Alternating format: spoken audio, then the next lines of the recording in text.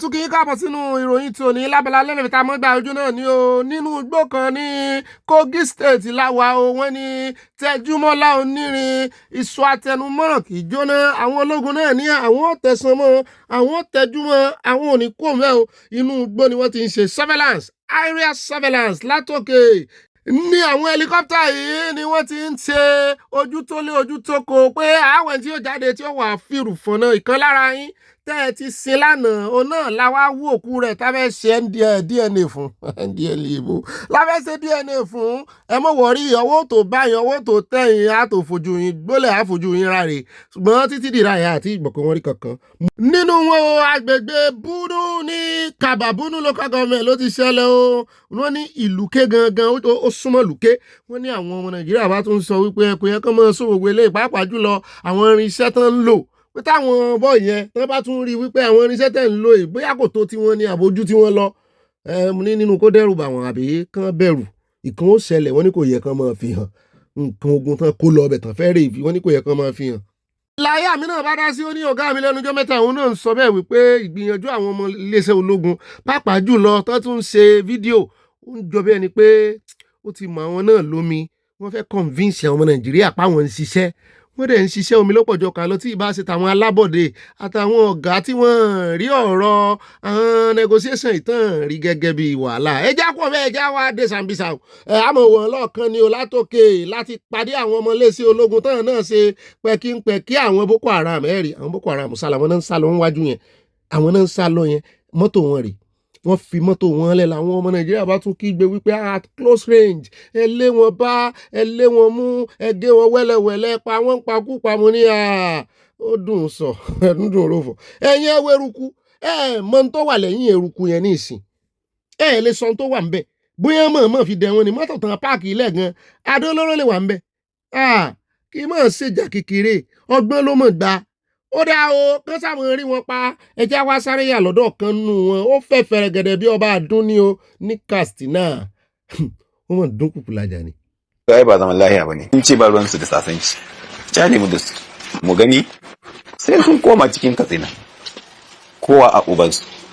mo ní àyà mi ó sì ṣúọ̀ wípé lára àwọn báńdíìtì ọ̀gá báńdíìtì tó ń wárè lọ́kàn rẹ̀ balẹ̀ tó yìí níbo ló ti ṣẹlẹ̀ ó ní Katsina ní ó ní tó ń sọ nínú fọ́nrán yẹn náà kí n tó gé mọ́ lẹ́nu ní wípé gbogbo àwọn tó wà sọ̀ràǹdí òun pé gbogbo fíléèjì tó ń múlé sí tóun ti ń jẹ gàba wípé gbogbo àdéhùn tán jọ tọwọ́ bọ̀ ó ń sọ fún ẹni tí ń ṣe ìfọ̀rọ̀wérọ̀ pẹ̀lú rẹ̀ pé èyí tí ò bá múlẹ̀ ríṣẹ́ tó bá dìgbà tí wọ́n ń kórè oko tán bá wá san ìṣàkọọ́lẹ̀ fóun èyí tó bá rò wípé ìjọba lè gbà ń lẹ̀ wípé kò ń tètè sọ fún wọn lẹ́ẹ̀kìlọ̀ rẹ o orí ọ̀ka náà fi ń hàn mú nínú Nàìjíríà náà ìlú tó lọ́ba tó níjó ètò tó ní pírẹsidó ó rẹ̀ jẹ́ kó ẹjẹ́ tẹ̀wájú ẹjẹ́ sáré yà ń sàǹfàrà gbogbo jurisdiction wọn àrẹ̀sẹ̀ pa ká tó kó bí ká tó bọ́ọ̀dì sínú òrùn tí ọmọ tẹ̀lé ibẹ̀ láti rí àwọn èèyàn tó ń ṣàdúrà mo bá gan ní IGP láàrin wọn mo ní kí IGP wá ṣe wọ́n ní ìròyìn tá a gbé lánàá ìyẹn àwọn ọmọ iléeṣẹ́ ọlọ́pàá tí wọ́n bá ogun IED lọ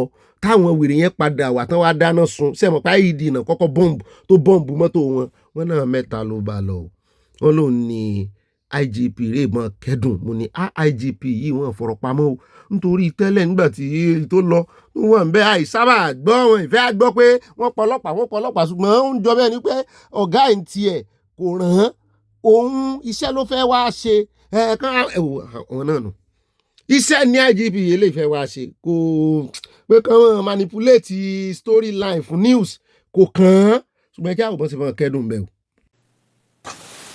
These heroes have died serving this nation, confronting bandits and criminal elements who seek to destabilize our communities. Their sacrifice will not be in vain. We salute their courage, dedication, and commitment to peace in Zamfara and the Northwest. They are heroes who stood firm and others to live safely.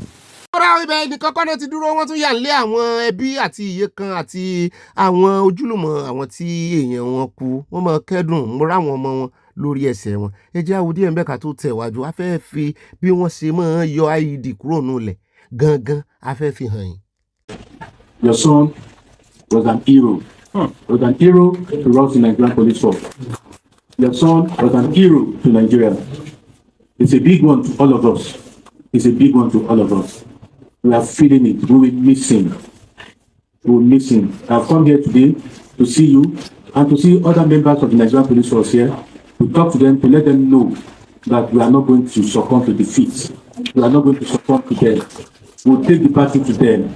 ó dá àwọn bókù bá ń wẹ̀yìn wò yọmọ mi rí ni wípé àwọn ò trọ́ọ̀sì yín o ṣùgbọ́n àwa náà bọ̀ kẹ́dùn o aláyé kúkú ń sayé lọ àpò gbé yín dọ́dọ̀ Wike àtàwọn èèyàn rẹ̀ wọ́n mọ̀ ti lọ́ǹchì ilé tán kọ́ fáwọn adájọ́ ṣùgbọ́n ẹ jẹ́ á kọ́kọ́ wò bí àwọn ọlọ́pàá tán mọ̀ nípa tán nímọ̀ ìjìnlẹ̀ nípa bí wọ́n ṣe máa detonate tán máa dìsáàmù IED àdó olóró táwọn wèrè ń lò lẹ́nu ọjọ́ mẹ́ta yìí. Pressure plate. Talk about is Zamfara. The same modus of operation. In the neutralizing is Zamu lafiya. And we are getting close. Inshallah. Are you eliminating is Zamu lafiya? But wanda muke recover the same pattern. Pressure plate ba shine switch. Da an yi slate aka taka shi kenan. Ó gbọ́ Zamfara náà ọ̀rọ̀ tí ń sọ wípé n tó pa àwọn kọ̀líìgì ń Zamfara nìyẹn. Ó ní wọn bá ti gbẹ́sẹ̀ lé báyìí síkè iná ó tán nìyẹn ìtumọ̀ ẹ̀ nù abẹ́rẹ́ rí múra rẹ̀ gan ó jẹ́ àtọ̀ sí táwọn ọlọ́pàá yòókù àbí gbogbo àwọn ọlọ́pàá tó wà níbí ló múra dáadáa bá a ṣe fẹ́ kàn mọ́ rí inú bá a bá bẹ̀rẹ̀ state police wọ́n gbọ́dọ̀ mọ́ di ní o tán mọ́ yọ gétọ̀ ẹ jẹ́ kó bẹ́ẹ̀ jẹ́ ní ìrántí kòkú o Garus Galulo àgbúrò rẹ̀ náà ní o láti last month kan àbí upper month láti gbúrò rẹ̀ o ẹ jọ bí ọ̀rẹ́ rẹ̀ bàbá wa orí aláwọ̀ tó bá gbúrò rẹ̀ gan jẹ́ ọmọ o àkànní àyà lọ́dọ̀ rẹ̀ nípa àti ìgbúrò rẹ̀ kẹ́ lè mọ̀ tọ́ra àwọn kan láìkẹ́ lórí kan ní ó pẹ́ wọ́n ti fọ́tọ́ sí kámẹ́rà ẹjẹ́ wa lọ sọ́dọ̀ Wike ẹjẹ́ àkọ́kọ́ yà lọ́dọ̀ ọ̀gá rẹ̀ kejì torí olódòdó lọ̀gá àkọ́kọ́ Shettima lọ̀gá kejì Shettima ni mò ń sọ fún Wike wípé I'm proud of you mo ní kó tún Àbújá ṣe ó dẹ̀ ń tún ṣe ń ṣe ojú ayé mi. I'm immensely proud to stand before you today in Katampe district of the Imperial Capital City to commission these recently completed 10 residential accommodations for judges of the Imperial High Court. The initiative for which we are gathered here today to celebrate is a testament to what vision, political will, and rigorous execution can achieve. ẹ wo kọ́mọ́ bá gbá táìmù wá sí fẹ́ gbọ́rọ̀ lẹ́nu Wike torí ó fún ọmọ Nàìjíríà pa o bóyá àwọn ọ̀tá rẹ̀ nínú ọmọ Nàìjíríà ló sì fi pa nítorí ilẹ̀ tẹ́ ń wo abẹ́rẹ́ póríri gidi tó bá ń sọ̀rọ̀ nípa pírójẹ́ẹ̀tì Wike ó mọ̀ ń pa rẹ̀ òbí ìbá ṣe controversy náà ni o àtàgídí inú àti trouble tí mo ń fà kiri ṣùgbọ́n lọ́rọ̀ kan ó ní ilẹ̀ tó ń gbà lọ́jọ́ sí tó fi ń pariwo òun kiri o mo sì mọ̀ pé Sowore wà lára àwọn tí wọ́n lọ ogun rẹ̀ tòun rẹ̀ jákè lórí ọ̀rọ̀ yìí tán sọ pé ajagunbalẹ̀ ní ń jálẹ̀ gbà ẹ wá wàrà tó ń fi dá o ó ń gangan lálára gbà ìdá ó lóun sì ti mọ̀ pé kò sí iye àrà tán ìwà lè dá o lójú àwọn ọ̀tá àwọn ó ní ìwòtán ń wo àparò àwọn bí kan fi dá lá ní o orí ẹyẹ ni ò pẹ́ mo níbò ni Julius Berger ó sì mọ̀ wò ní ìsílẹ̀ wọn lọ́mọ gbà. Now we are seeing roads here. There was no road at all. So this land belongs to Julius Berger. I will say they signed Julius Berger. They said this is the property of Julius Berger. I said thank you very much. So I looked around, no road, nowhere to take land. So I went back to the office. I said, when did I allocate this land to Julius Berger? 15 years ago, fine. I called Julius Berger. 15 years ago, you've not developed the land. He said, oh, they are waiting for infrastructure. I said, okay, you are waiting for infrastructure. After taking our land, no problem. I revoked the land for public interest. So all over social media, oh, he's a land grabber.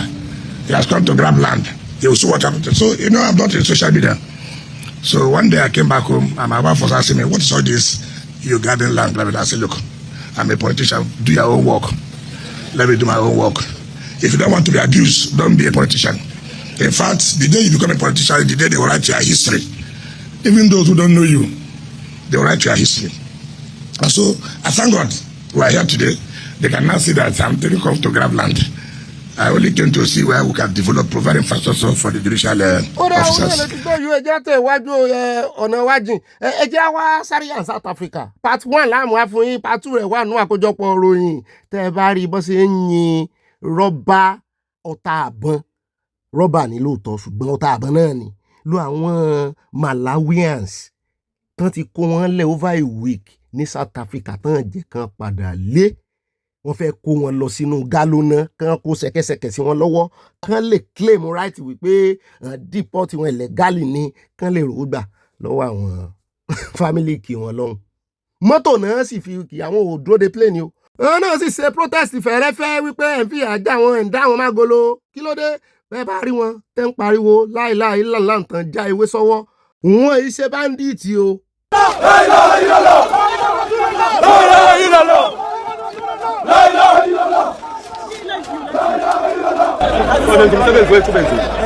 You are fighting now. What's wrong? Let's go inside. We take the wrong way. We take the wrong way here. No, let's go inside. Why we take the wrong way here?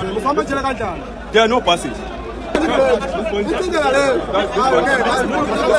Problem, my people, they are dying in delegation in Jondolo. They're beating for nothing. Why? How can I be that? How can I be very in my heart? I'm not feeling.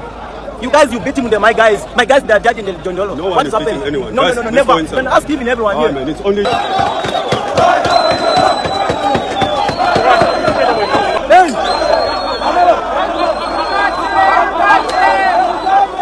The problem take us, we're going to Rindela, but the people want to go now. That's the problem.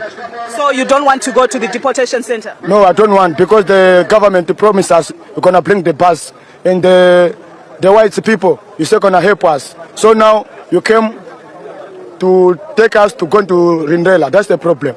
That's the people you cry. So, but why fight? Another one is angry. That's why you fight, because you don't want to go that side. You want to go Malawi. How many days have you been here? 1 week and 2 days. And how is the situation? Food, water, have you eaten today, or what's going on? Yeah, we eat, but you see now you can't eat nicely. Even the toilet is not clean. You can see.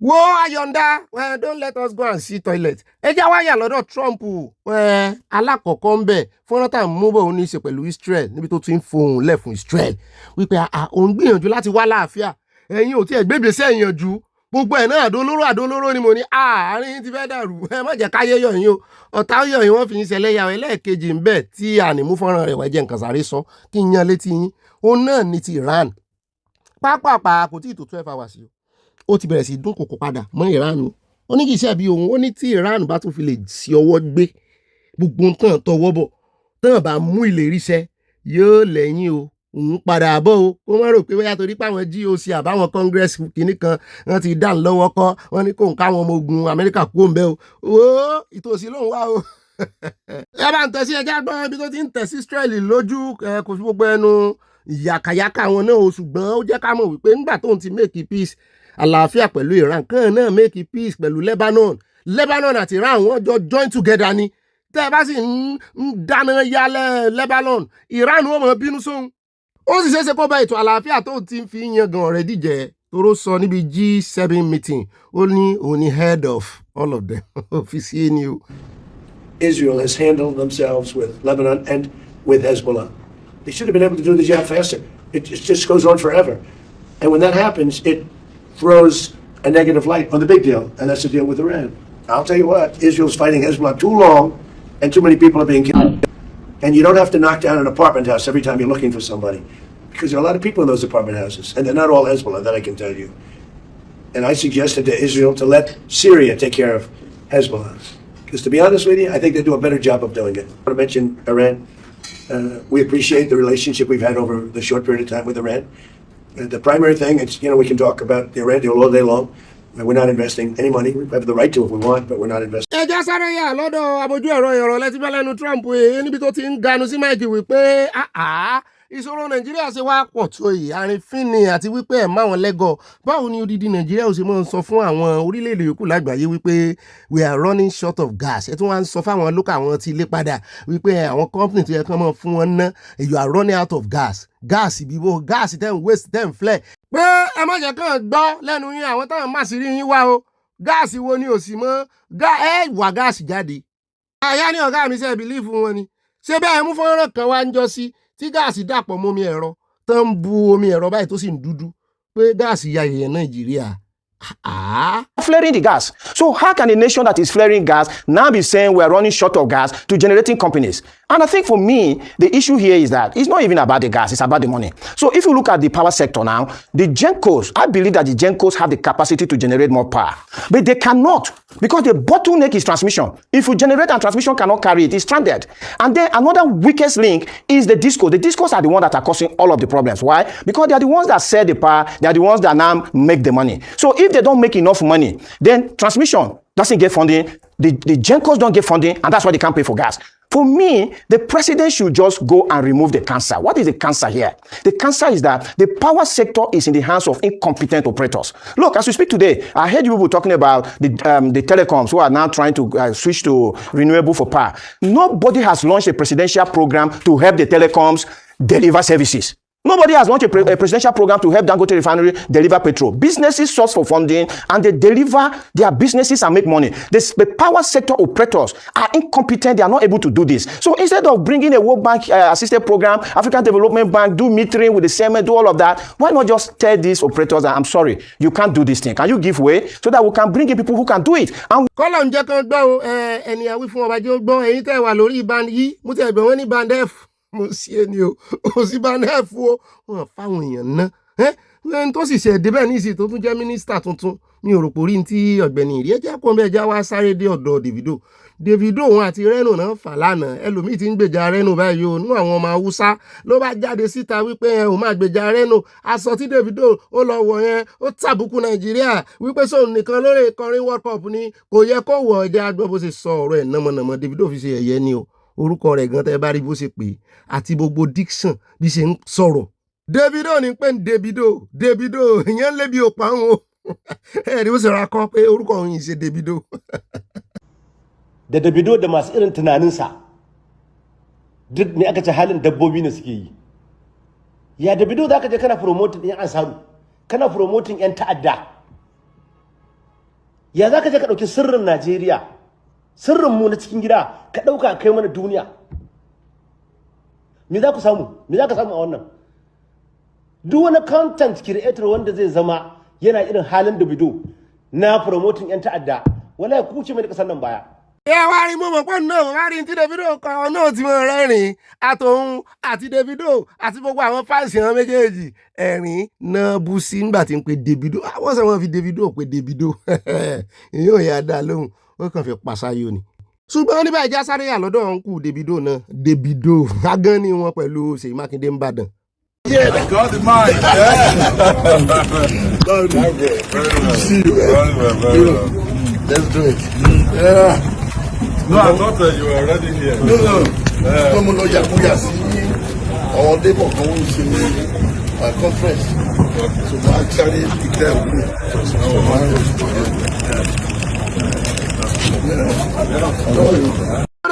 Ẹja kó lórí àwàrà ẹja lọ sí more serious business ẹ lọ UK ṣe ti gbọ́ wọ́n ti tú Diezani ilé o ọwọ́ ti kọwọ́ làwọn èèyàn bá bẹ̀rẹ̀ sí pariwo what God cannot do does not exist mo ní sẹ́ẹ̀sì lérò pé Ọlọ́run ló ṣe lé ya àwọn Ọlọ́run ni mo tún yàn lẹ̀ wọ́n ní Sátánì ni mo sọ yẹn mo ní kí n mọ̀ ṣẹ̀sùn kan ẹ̀sùn méjì ẹ̀sùn mẹ́ta mẹ́rin márùn ẹ̀sùn mẹ́fà odidi mẹ́fà wọ́n sì túlẹ̀ àtẹ́mì tiẹ̀ ti gbọ́ tí adájọ́ yẹn ti sọ lọ́jọ́ sí wípé ẹni rere ni èèyàn rere ni mo ti mọ̀ wípé náà ọmọ Nàìjíríà bá tú sí gbòòrò ayé wọ́n ní àwọn ò ní bú Nàìjíríà judiciary mọ́ o wọ́n náà gbóríyìn fún Nàìjíríà judiciary o pé UK náà fún ó lè ṣe báyìí fáwọn pé kàn kúkú ní bìlíìfù nínú nǹkan àwọn. mo ní rìlì ẹ lè padà ṣẹ̀ sí àárọ̀ yín ẹ̀ǹkẹ́ bí yín jẹrè wọ́n ní ká fàjà àwọn lẹ̀ ìran ajá ní wọ́n bì ní wọ́n kó jẹ mu ní ó máa ṣe o àṣẹ kan ògbé kan bí ìkúnlẹ̀ pààrọ̀ àṣẹ bẹ́yìn ò bá mọ iye ara rẹ̀ wọ́n yin olódò rẹ̀ ni lánàá yìí ní ADC ilé ẹjọ́ sì dájọ́ pé kán rẹ́gísítà ADC padà kàn mọ́ di rẹ́gísítà wọn tẹ́ ẹ bá rí Àtìkù bí ṣe ń jó bí ṣe ń yọ̀ ó ń gbé Kúndùsì fún judiciary ni kò dákọ̀ olódò rẹ̀ sí o nígbà tí wọ́n kọ́kọ́ di rẹ́gísítà wọn tí ilé ẹjọ́ nìkan rè di rẹ́gísítà wọn ẹ mọ́ máa ń dèbò mi orúkọ olódò rẹ̀ ní pariwo APC elédèdè ní kíní ó dá nígbà tí wọ́n ti wá ní kí wọ́n mọ́ di rẹ́gísítà wọn mọ́ tó sì mọ ipa tí INEC náà kó tán náà tún gbalé ẹjọ́ lọ wípé rárá o ẹ má jẹ́ kán sọ àwọn lẹ́nu àwọn ò ní di rẹ́gísítà kò sí nǹkan kan tí wọ́n ṣe tó tọ́ka sí pé kàn di rẹ́gísítà wọn nígbà tán ti wá yọ orúkọ yín kúrò náà di rẹ́gísítà tán ti rẹ́gísítà yín padà ṣé kò yẹ kẹ́ ẹ gbé Kúndùsì fáwọn tẹ́ ẹ fi ẹ̀sùn kàn ẹ lè gbọ́ lẹ́nu Àtìkù náà ń bú judiciary o kẹ́ ẹ bá mọ̀ pé gbogbo nǹkan wọn politics náà fi ń play wọ́n ti play lẹ́yìn náà ṣùgbọ́n kì í ṣe inú Nàìjíríà náà ti play in fact ọmọ Nàìjíríà mo wo mẹ́sẹ̀gì lọ́wọ́ sùn báyìí wọ́n náà ṣe appreciate country àwọn ni. Ready for today. Ayé Diezani ò ní dá. I'm laughing yes, but kò ní dá fún ìyá Diezani yẹ àtòun. Now, federal government collects 90 billion. Ọ̀tọ̀ ní 13 billion pounds yo. Èmi ò fẹ́ sọ etí yẹn máa jẹ́. But $90 billion. Tí wọ́n bá convert $90 billion sí náírà, that is 27 trillion naira. Kúrò lórí ààrẹ mú yẹn ní 8 years ago. Èló ni ó jẹ́ nísìn. Bá ń ṣí 8 years ló ti ṣe fídíò yìí o. Tí ń ṣépè kò sì ṣe tí ò ṣẹ́ fún náà. Ṣùgbọ́n wọ́n ní orí elépo èlépé lọ UK ti yẹ gbogbo èpè yín kò lórí. Àyà nírọ̀ ni yọ́ ọmọ. Oh my God o. Àṣẹ Nàìjíríà nìkan kọ́ ni. Bẹ́ẹ̀ náà ni ó bá tún pè wá. Wọ́n ní come from international come to local. Mo ní ṣé ìyẹn wá túmọ̀ sí wípé Diezani máa lè wálé. Wọ́n ní kó mọ̀ dán o. Wọ́n ní torí pé wọ́n ń dúró dè. Ọ̀tọ̀ ní ti UK, ọ̀tọ̀ ní ti bí jurisdiction yàtọ̀ síra wọn. Wọ́n já wá dé ọ̀dọ̀ ti Yaya Bello. Ilé làwọn wà ṣùgbọ́n EFCC ti fẹ́ gbójú bí gbogbo ayé ní fi ojoojúmọ́ rán ọ̀gá EFCC létí pé ó ṣe promise o pé bọ́ọ̀ bá ti rí Yaya Bello mu ó fi sẹ́lẹ̀ o ṣùgbọ́n báyìí já fún yín lọ́pdéètì o. Wọ́n ní lórí 110.4 billion naira tí wọ́n fẹ̀sùn ẹ̀ fraud tán fi kan Yaya Bello. Wọ́n ní another witness ó tún ti wá sọ̀rọ̀ nílé ẹjọ́ o. Wọ́n ní ó sì sọ fún ilé ẹjọ́ wípé Yaya Bello paid 50 to 60% of tax consultancy commission to Kogi revenue officials. Pé gbogbo tax tàn dá wọlé wọ́n náà jọ ń ṣe àpapín rẹ̀ ní 50 to 60% above half by 10. Only a prosecution witness in the ongoing trial of former Kogi State Governor Yaya Bello Adoza on Wednesday, June 17, Loni told the Federal Capital Territory FCT High Court by time Abuja that he paid between 50 and 60% of the commissions earned by his company from consultancy services rendered to the Kogi State in okay, consultant ni àwọn bá wọn gba gbogbo revenue wọn wọlé. Ó ti ẹ̀ kọjá tax revenue ni o, kì í ṣe tax o. Internal revenue pé àwọn official ọmọ san almost 50 to 60% fún. Wọ́n lọ ní number 18 witness, wọ́n fún ní àlẹ̀mọ́ PW18 láìsí PW lọ́nà Òṣòdì. Wọ́n ní make the disclosure before Justice Mariana Anini while being led in evidence by the commission's lead counsel, Kemi. Pín ẹ̀rọ sànù ní the FCC is prosecuting Yaya Bello gbogbo ẹ̀ náà láti mọ̀ ṣùgbọ́n wọ́n ní inú àwọn ń dùn bí ẹ̀kọ́ ṣe ń fojú mímú hàn pé báwọn bá débi tí ó yẹ kàn ti ṣùgbẹ́ wọ́n ní fùrọ̀ ó là o. Mo ló mà ga o. Ẹ̀sùn ńlá leléyìí o. Internal Revenue Consultant Company tó mójútó 50 to 60%. Èló wá ní company yẹn gangan ń gbà pẹ̀lú service tó render. Oh my God. Abalajọ. Ṣùgbọ́n sáwọn ará Kogi wá ṣe é gbèjà. Ìbọn náà ń kọrin tẹ̀lé lọ́jọ́ sí. Ó mà ṣe fáwọn ará Kogi yìí o. Ọmọ rẹ̀ náà ló sì wà ńbẹ̀, náà ló fòdòdó bẹ́ẹ̀ o. Òdòdó ìyè. We know that obedience to ourselves, we are very disobedient, but obedient to ṣé ń gbọ́rọ̀ burúkú lẹ́nu àgbàlagbà nítorí politics? Ó sì sọ́ra rẹ̀ di disobedient children nítorí politics. Ó láwọn ò sí lára àwọn obedient. Ó ní bọ́ọ̀ ṣe wà ní jurisdiction òun yìí ó ready àti wà disobedient. Pé olódòdó náà tẹ̀lé. Mo ní yóò tó yín tí. À ń gbé olódòdó náà bọ́ o. Wọ́n sọ àwọn ọ̀rọ̀ kan o. Bẹ́ẹ̀ náà láyà lọ́dọ̀ àwọn tí ń dún kòkò lajà wọn lórí ọ̀rọ̀ El-Rufai. Bólódòdó ò bá juwọ́lẹ̀ tó bá fi El-Rufai sílẹ̀ kò ní sí ìdìbò míì mọ́ lẹ́yìn 2027 o. Àwọn bá wọ ẹ̀jẹ̀ ní o. Mo ní ẹ ti ń dìfà rẹ̀ ju ẹ̀ ń postpone ẹ̀. I'm pleased to announce to you that in the month of August, for the first time in the history of this nation, we are going to introduce into the Nigerian market 10,000 electric tricycles. The electric tricycles are currently on ground.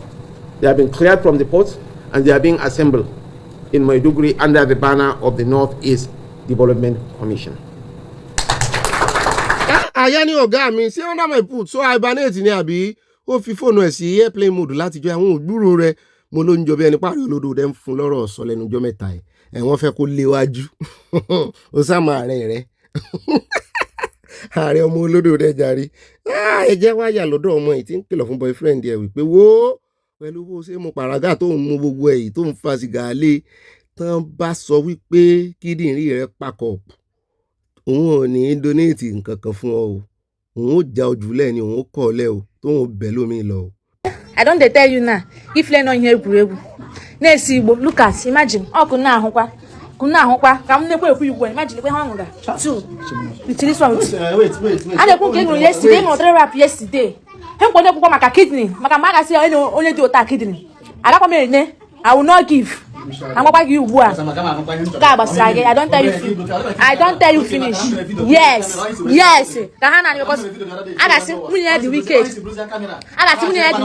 dị wicked achọkwa m ịma ana m ha agwala gị ya na gasị o nwere kidney failure ka ihe kọsị ya si na loud I'm not wishing it for you anakwa m ewishiri gị m just na-ekwu I dey tell you at my husband na agwa gị ihe nwaanyị ga-agwa di ya so if you like gị get me like pana gị hapụ no I'm not insulting you I'm not insulting you ka gbasara gị isi na isi adịghị m my gree I don't tell you finish because mgbe oge erechi mgbasịkwa na ekwuru m ya ekwu I will keep this video mgbasịkwa na ekwuru m ya ekwu just imagine ịṅụrụ 3 ẹgbẹ́ aṣọ́wíire àwọn èèyàn lọ́mọ ọkọ ni wípé kò fẹ́ dopò ọ̀sán gangan wọn ní ojú tó bá máa bá ní kalẹ̀ kò ní mọ̀ fàárọ̀ ṣèpin pé ìpín rèé ìpín ní ojú òun ọkọ òun yìí lòun fi ṣe representation ojú tóun sọ wípé ó ti ń ṣèpin ṣé yóò bá ń kalẹ̀ báyìí wọ́n sì ní bójú bá ń ṣèpin àwọn fi hàn ni pé torí ẹ̀ ló ń ṣe yọ́ tó ń fi hàn wípé wo ìwọ ojú wo ìwà àbàjẹ́ wo yìí nǹkan àbàjẹ́ tí ń jáde lára rẹ̀ tètè mójútó ara rẹ̀ o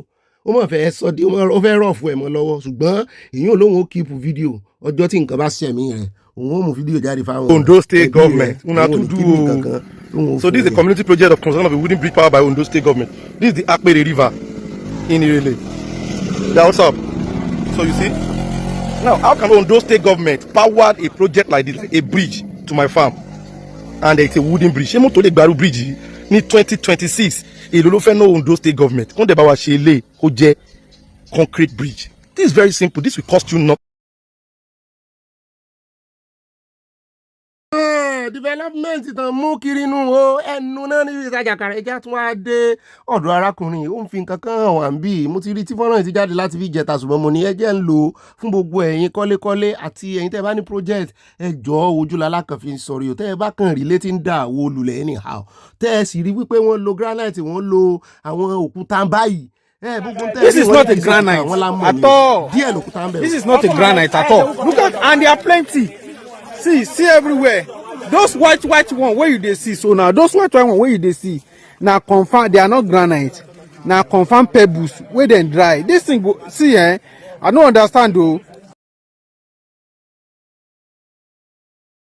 Ibẹ̀ ẹjẹ́ sáré fẹ́lẹ́ ìjógẹ̀ ká tó wá palẹ̀ mọ́nú abala lérèfé ẹjẹ́ sáré gbọ́ lẹ́nu zagazaga níbi tó ti ń sọ wípé ẹ wò ó ti pẹ́ tó ti ń lé ẹ̀mí wọ́n fẹ́ pa òun ní ṣé ìṣe kámà wọ́n mọ̀ ròyìn wọn náà ń gbà Ṣàngó òde rẹ̀ ó náà ti ń yógun jà àgbántara ọ̀hún ó ní ṣùgbọ́n ẹni tán rán wá kò fara rí lọ́wọ́ bẹ́ẹ̀ bá rí wọ́n sì fi ìbọn ba ẹsẹ̀ ẹni yẹn jẹ́ ó ní wọ́n wá fẹ́ dáná sun ilé òun tí ẹ̀ kọ́kọ́ rò pé wọ́n fẹ́ wá sleep over lé òun ní sọtẹ́lẹ̀ wọ́n fẹ́ wá dáná sun lé òun wọ́n ti pẹ́ tán ti mọ́ plan ẹ̀ wọ́n á lọ jà ládùúgbò kan tó jìnnà rèrè bíi kánrè ìjà ní bádíà tàbí ní kí ló kọ bí náà orílẹ̀ kan wá mọ́ bọ̀lù sódì kí ni tòun ṣe jẹ́. wọ́n jà lọ́jọ́ ta fún jà káàkiri lẹ́yìn ilé mi lọ́rùn ọ̀bọ̀ wọ́n ti ń plan ẹ̀ láti bí ọdún méjì kan wá sùn lémi àmọ́ wọn tó bá yá ìdórúkọ wọn ṣe máa ń ṣe nìyẹn tó bá ti ń bá ọjà bí kéèyàn kú láyé ni ikọ̀ bá yẹ nìyẹn jẹ́ kíkẹ́ ni ẹ bá jẹ́ ọmọkàn mọ́ ni ẹ bá dẹ̀ rí wọn èèyàn gidi lẹ́bàá tó wọn.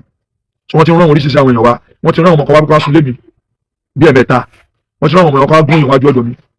so eléyìí wá bẹ̀rẹ̀ láti bí ìjẹrin wọ́n ní wọ́n bá wọn jà ní sáìdì orílẹ̀ orí ìdíjọ́ kejì nìyẹn níjẹrin wọ́n ṣe wá bí nìyẹn àwọn ọlọ́mọ tó jókòó síta tó kọjá lọ wọ́n sá gbogbo àwọn ọmọ yẹn mo sọ gbogbo àwọn ọlọ́pàá mo sọ fọlọ́pàá sóbúlẹ̀ ọlọ́pàá aké pẹ̀lú wọn wá wọn ní ká má jà wọ́n jà ní oúnjẹ àmọ́ folúkù wọ́n jà lórí ilé wọ́n jà lẹ́nu ìwẹ̀ kí ló kàn ilé mi wà èyí kí n kó kí n lọ bí iṣẹ́ wọ́n ti ṣe àwọn òun ràn mo lọ rìpọ́tì fún gbogbo àwọn ọlọ́pàá kan báyìí láti bí iṣẹ́ ẹni mo ti ń gbọ́ wọ́n fẹ́ asùn lé mi wọ́n fẹ́ pààrọ̀ sọ́dọ̀ mi wọ́n ṣe gbogbo everything èdè kan rìpọ́tì fún àwọn ọlọ́pàá ni bẹ́ẹ̀ ni mo rìpọ́tì fún ọlọ́pàá Mákindé Akínpẹ̀lú ọlọ́pàá kí pẹ̀lú òun rí pọ̀jù fún ọlọ́pàá kí pẹ̀lú ẹ̀ lọ́lọ́pàá sógúnlẹ̀ gbogbo ọtún lọ ni mo sọ gbogbo ọlọ́pàá bàtà ọlọ́pàá wá gbọ́ ọ̀nìkan lọ́wọ́ ọlọ́pàá máa wà lọ́dọ̀ mi every time bóyá di alẹ́ ìjẹta nìyẹn mo ń ṣe kámẹ́rà ládùúgbò mo ń ṣe kámẹ́rà sí street gbogbo ọtọ́ ṣe òye mi ìdójúmọ́ fẹ́ wá sún lé mi wọ́n fẹ́ wá pa mí kí n kúrò lé mi wọ́n fẹ́ wá kúrò lé mi wọ́n fẹ́ wá pa mí wọ́n wá sí kíní kọ́mí ẹ bá fẹ́ pa mí lẹ́jẹ́ kí ló fẹ́ wá pa mí mi ní kúrò nínú ilé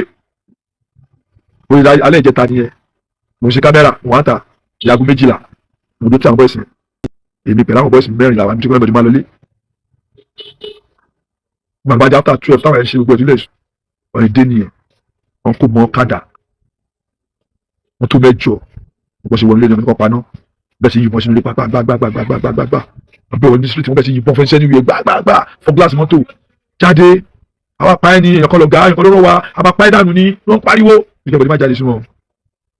ìfúnpá àwọn ọlọ́pàá tó wà ládùúgbò wọn kò pé kí ló ti ṣẹlẹ̀ báyìí àwọn ọlọ́pàá kọ́kọ́ dúró níbi sáìdì ibi kan pé kí ló ṣẹlẹ̀ ọ̀rọ̀ pípa ṣe pípa ọlọ́pàá ìwọ̀n fúnra wọn lọ́dọ̀ bí tó wà lọ́wọ́ yìnbọn fáwọn ọlọ́pàá ọlọ́run tó ju gbogbo ẹ̀dá lọ bí tó ti lọ yìnbọn fọlọ́pàá ọlọ́pàá lọ ti dá ló ẹ tó jó lórí wọn òwe ẹ bá rí lórí àwọn ẹ bá rí máa táàgì ẹ̀ mọ́ fídíò yìí ẹ tó jó lórí wọn ni 8 ni wọ́n mórí wọn. tó ẹ ti wá rí ọmọ líle ẹni tó jó lórí wọn náà ní rákòrò yẹn ẹsẹ̀ tó ti bàjẹ́ ní fi ń rákòrò wọ́n ti bẹ̀ṣẹ̀ yẹn jẹ́ fún un. ọ̀rọ̀ ìjẹ́ bá mọ̀ nìṣó nínú àkójọpọ̀ ròyìn ibẹ̀ láti lo ti Olúwo gbogbo ọ̀rọ̀ tí ó fòkọ̀ ọ̀rọ̀ ránṣẹ́ sí àwọn oníṣẹ̀ṣe ó sì tún dárúkọ àwọn bàbá tá a mọ̀ tí Ọlọ́run buyì kún dáadáa ó rò pé òun lè wọ wọn lẹ̀ ó rò pé òun tró tantrum ni ṣùgbọ́n wọ́n ní ẹni tó sọ̀kò sọ́jà ta ni ó bá yórè báwọn aráalé rẹ̀ ní àárín àwọn Fúlàní ó dáa.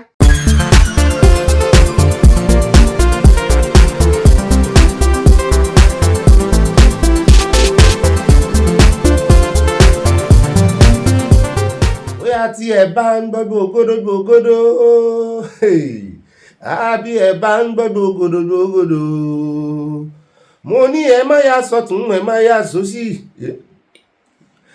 ẹ má yà sọ́tún ẹ má yà sósì mo ní ilé olóró lóró ń gbà lọ ilé olóró lóró ń ilé ẹni bí lóró ń gbà lọ ẹmẹntì ó yá bí ẹ bá ń gbọ́ gbogbogbò bí ẹ bá ń gbọ́ gbogbogbò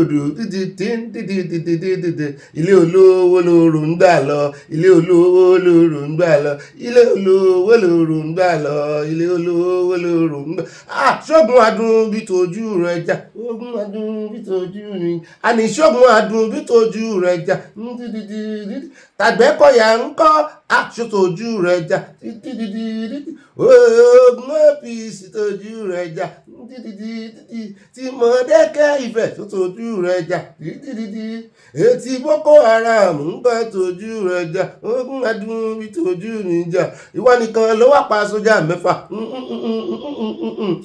ìwọ nìkan ló pa sójà 6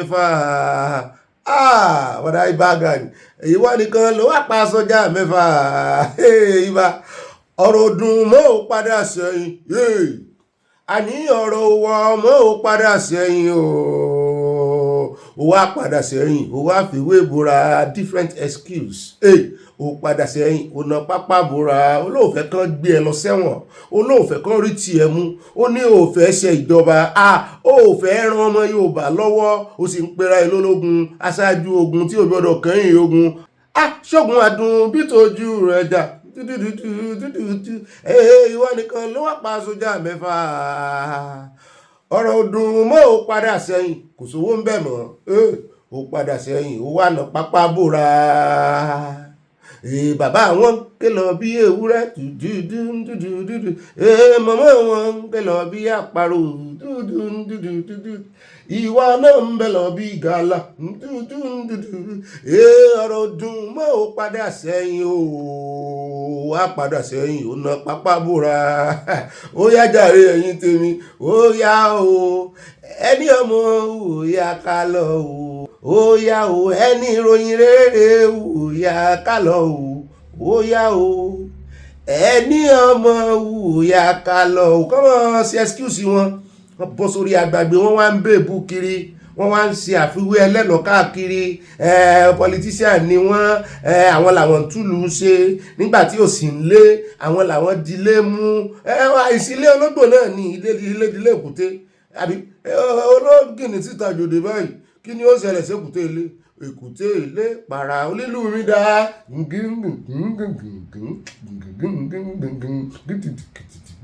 àwọn ìyàwó mi gan mú aṣọ létí aṣọ ni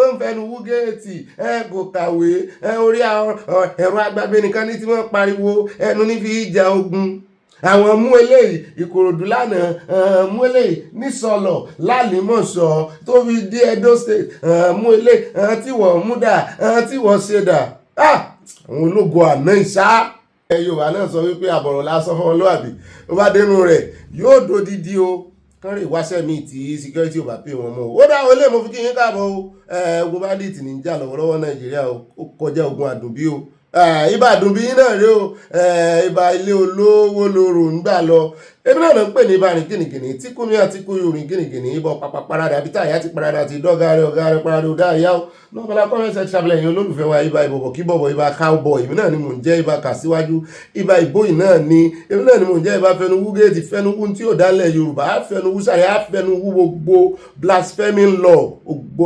jàgídíjàgan akatakiti gbogbo jihadism gbogbo ẹ̀ láfẹnuwú pátápátá gbogbo àwọn àfáàtàn sọ̀sọ̀kúsọ kiri wọ́n rí wáàsí gidi wọ́n rí wàmọ́ fún àwọn ọmọlẹ́yìn wọn bẹ́ẹ̀ náà lẹ́lẹ̀ pè mí ní ibà confam ẹ̀kọ́ tó sẹ́ndì ẹ̀jọ́ ọmọbẹ̀ ọ ni o mọ́ bá sẹ́ndì ìròyìn fóògùn náà kò sí bó ṣe lè ká ọ lára tó jọ mọ́ bá sẹ́ndì ìròyìn fóògùn náà mọ́ verify mọ́ sẹ́ndì ẹ̀ kódà kó jẹ́ wọ́n ló kọ́ ọ̀ kó jẹ́ pé wọ́n sẹ́ndì ẹ̀ kọjá lọ́dọ̀ rẹ̀ ní passage ní gbà ọ̀dọ̀ rẹ̀ kọjá ìwọ yẹ̀wò dáadáa ó lè ti pass through so many channels so many people lórí fóònù gbogbo àwọn èèyàn kán ó detect pé rọ́ ni ìwọ lo lie detector rẹ̀ kó fi yẹ̀ wò kódà kò jẹ́lẹ̀ tó dọ́ lẹ́nu èmi Bobby bá ń yẹ̀wò jọ mo bẹ̀ ọ́ ni o èmi máa ń ṣe 2 factors verification o bá ń yẹ̀wò bí n bá ṣe mistake mo ń padà bọ̀ ni ẹnu mi dùn lóòótọ́ ṣùgbọ́n lórí òdodo ni o tó bá rí táwọn onírọ́ ti ń pọnnu mọ́ tiẹ̀ náà àwọn àmọ́ òdodo ń ran ìrọ̀ wà ní fikún wà ní yọkó ń bẹ́ o bá bá mẹ́ẹ̀ à ń padà bọ̀ náà nu àìsàn ọlọ́run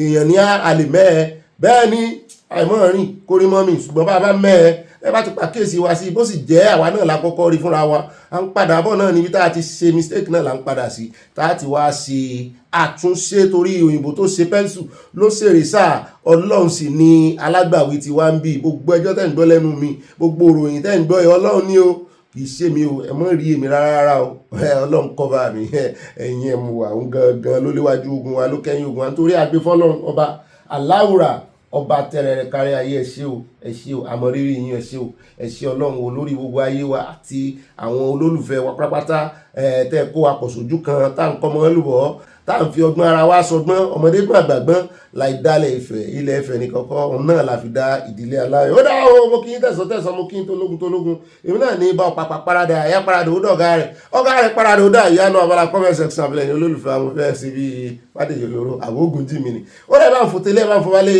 jẹ́ ń sọ ilé ìnájọ́ ọwọ́ bá ti kó fìdí ẹni tí òrìn sàn pẹ̀lú rẹ̀ wọ́n ṣe mistake rìn sàn pẹ̀lú rẹ̀ ó gbalé sí mọ̀nà tán kọ́ ọmọ bá gbalé sí mọ́níyà àbíkọ́ kúkú gbalé sí agbójú bẹ́ẹ̀ ni bẹ́ẹ̀lì gan fààyè ẹ̀lẹ́ àwọn òwe mọ́ fààyè ẹ̀lẹ́ wípé mọ́ sọ òdodo fún ẹni tí bá ń parọ́ fún ọ mi ò ní ó parọ́ o mọ́ kàn sọ òdodo mọ́ sọ̀rọ̀ mi ò ní kó rẹ̀ parọ́ fún ọ ó pé méjì o ẹni tí ń bá ń parọ́ fún ẹ tí wọ́n náà bá ń parọ́ fún ẹ ti jọdún nírọ̀ o ṣùgbọ́n bí bá ń parọ́ fún ọ tó dictate irọ́ rẹ̀ ọ wà ní sọ kankan lórí always ti òdodo rẹ ni o ó dábàá kéde fún Yorùbá Nation fún Oòduà Nation káfàtà life lesson àmọ́ kọ nínú oríkì alákọ̀ọ́kọ́ nù ìròyìn tòní ẹjẹ́ àyà lọ́dọ̀ ọ̀gá ọlọ́pàá pátápátá IGP káfàtà wọ́n ní àwọn gbọ́ tí àwọn kan tí wọ́n ń ṣàròyé ominú ń kọ wọ́n lejú koko ojú wọn kọ́rẹ́ lọ́wọ́ kí ló ṣe yín láàrin èèyàn ọlọ́pàá ẹ̀ ṣé wàá ti ń gbọ́ bùkátà yín gbogbo ẹ̀mọ̀lúmẹ̀ntì gbogbo bẹ́nẹ́fìtì wọ́n ní ọ̀gá kì í ṣe yẹn ló ń ṣe wá o wọ́n sì fìlà lórí wọ́n fi na ọwọ́ báyìí wọ́n ní kí ló ṣe ẹ̀yin ọ́fíìsà ṣé ẹrù bandit ń báyìí ni wọ́n ní kì í tiẹ̀ ṣe yẹn wọ́n ní ẹ̀rù wípé ṣé àwọn sì máa rí iṣẹ́ mọ́ rọ́wọ́ mú lọ sẹ́nu tí state police bá délẹ̀ ṣé wọ́n ní abandon àwọn sàn ní neglect àwọn sàn ní fi sí oríyàwó pọ̀yàlé mo ní competition ti yà bẹ̀rẹ̀ náà nù n tá à ń retí rèé o healthy competition kẹ́yìn náà wàá sán ṣòkòtò yín ní IGP ní kí n mọ̀ ṣáájú ẹlẹ́ẹ̀dẹ́pẹ̀ẹ́dẹ́ àwọn náà ń bá wí kí n mọ̀ gba ọ̀rọ̀ sọ lẹ́nu àwọn wọ́n ní gbogbo ọ̀rọ̀ táwọn fẹ́ fi gbà wọ́n yànjú àti gbogbo táwọn fẹ́ sọ fún àwọn ó sọnù àkójọpọ̀ ròyìn ṣé mi ní IGP ni mo ti gbàgbé ara mi mo yá agbẹ́nu dákẹ́ mo sọ̀gọ́ sí ọ́n bẹ́ẹ̀ làwọn apáti wá kó ń bẹ́ẹ̀ tán láti wá dé iléeṣẹ́ kan tó ń pè ní àjọ NIPP níbi tá a ti gbọ́ tán sọ wípé àwọn agbébọn tún ya lubẹ̀ wọ́n mọ̀ pààyàn 3 mo ní kí ló dé ìwọ Ọlọ́run níbi tá a ti ìṣẹ̀lẹ̀ kan á sàmọ̀ ya yọ̀ ìṣẹ̀lẹ̀ kan lọ́wọ́ ìmí tí yóò tún tẹ̀lé báyìí táwọn wèrè yóò tún dáná lẹ̀ táwọn wèrè yóò tún dáná rẹ̀ lẹ̀ yóò tún fẹ́ pọ̀ ju eléyìí tá à ń ya yọ̀ rẹ̀ lọ Ọlọ́run jọ̀ọ́ ṣàánú wa. àbí àná ni ààrẹ olódòdó sì ń yayọ̀ wípé wọ́n pa Kingpin kan ní Kogi tán rè é wú bọ́dì rẹ̀ ẹ tún wo àwọn míì ẹ tún wo àwọn Ọlọ́run ló yọ àwọn ọlọ́pàá lánàá wọ́n bá pa wọ́n dànù ni ẹ̀yin náà rí ìkànnú àwọn ọlọ́pàá tí wọ́n yọ àdó olóró nulẹ̀ tán wọ́n dìtẹ́tẹ̀ ẹ wò bó ṣe ń ṣe láláì ẹ wo bọ́tù ni wọ́n fi ṣe àdó olóró cassava náà wọ́n náà fertilizer wọ́n náà máa lu fertilizer ó sì ń pa àwọn èèyàn ó sì ń ba mọ́tò jẹ́ kí ló wá dé táwọn ológun náà ò tán ti mọ gbogbo tẹ́rítírì wọn tẹ́ bá mọ̀ wípé ẹ̀ lè wọlé tọ̀ wọ́n gangan gbogbo ojú náà wọn bí ìgbà téèyàn máa dẹ kínní ẹ lọ kọ́ṣẹ́ lọ́wọ́ àwọn àgbẹ̀ àbáwọn ọdẹ àwa náà mọ̀ sọdẹ kékeré àwa náà mọ̀ sọdẹ kékeré ẹ ti gbàgbé ọdẹ tá a ṣe kékeré táwọn ṣe kéèjì ẹyẹ àmọ́ mẹ́yẹ ẹni ṣe yẹn lọ́dẹ ó dà àmọ́ mẹ́mọ́ táàrè àmọ́ mojú òpó ẹmọ́ ọmọ clean báyìí ni táàrè dẹ̀ kìíní bẹ̀ a sì mọ́ mẹ́kùté inú ilé náà èkúté inú ilé ọdẹ náà àrọ̀ ọdẹ nù ẹjẹ́ rè kọ́ gbogbo ojú náà gbogbo ojú pópó náà tán gbà kọjá tán lọ tán bọ̀ ẹ̀yin náà rè kọ́ ẹ̀ sì mọ́ dẹ̀ kìíní ilẹ̀ ó dà ń bọ̀ ń bẹ́ o gbogbo ìgbésẹ̀ tán náà fẹ́ gbé bóyá yóò yanjú àjọ fojúsùn kò àwádé náà àkójọpọ̀ ròyìn bá ti wá kó ń bẹ̀ tán Bàràjídé ní káwá gbọ́tẹnu àwọn olórí arábìnrin tí wọ́n rescue ìyàwó ọ̀gá ológun tó kú sákàtà àwọn ajínigbé agbébọn bandits Boko Haram gbogbo ẹ̀ all together wọ́n láwọn pẹ́ táwọn ọmọ Nàìjíríà kan sọ wípé irọ́ ní ọmọ Yíbò ẹ̀yin ọmọ Yorùbá ẹ̀ sùn bẹ́ẹ̀ bá dé orí ẹ̀rọ agbàgbé X ẹ mọ̀ wípé Yíbò wọn nífẹ̀ẹ́ wa báyìí wọ́n fojoojúmọ́ ṣépè ní ojoojúmọ́ náà fi ń deliberate àwa tá a ráàyè ojoojúmọ́ náà fi ń deliberate lórí ìran Yorùbá inú wọn ń dùn wípé àwọn wèrè ń yáwọ́ ilẹ̀ Yorùbá àwọn oníṣẹ́ báwọn kìlọ̀ fún wọn Tinubu náà ń pariwo bẹ́ẹ̀ náà lẹ́sìn ń sọ fún Tinubu kó release Nnamdi Kanu ẹ sì ń wíṣì ẹ̀ ní bad ẹ sì ń wíṣì ìran ẹ̀ ní bad gbàgbé kí n dáfìlà padà orí ẹ mọ́bìnrin ká lára ẹ̀ lọ́nà kan Bàràjídé náà fẹ́ gbé wa débẹ̀ wípé irú ròǹbòrùn ni o àti pé ìbá ṣe ìjọba náà tó ń fojú ọwọ́ gbẹ̀fẹ̀ mú ọ̀rọ̀ yìí àníkẹ́ mọ́ pa wọ́n dànù àfẹ́rí wọn ń gbòòrò mọ́ nídìí àlàyé wọn nídìí ẹ̀bẹ̀ wọn kò sẹ́ni tó rẹ́dì láti forgive wọn ikú léèrè ẹ̀ṣẹ̀ wọn náà fẹ́ gbé wa débẹ̀ kí n jọ kí n fún ọ láàyè mọ̀ ní ọ̀dà wàá pàdé náà àkójọpọ̀ ròyìn àfùnrin láàyè ò bẹ́ẹ̀ náà ni àtúnwáyà lọ́dọ̀ Mr. Oshiomhole wọ́n ní oúnjẹ bẹ́ẹ̀ ni wípé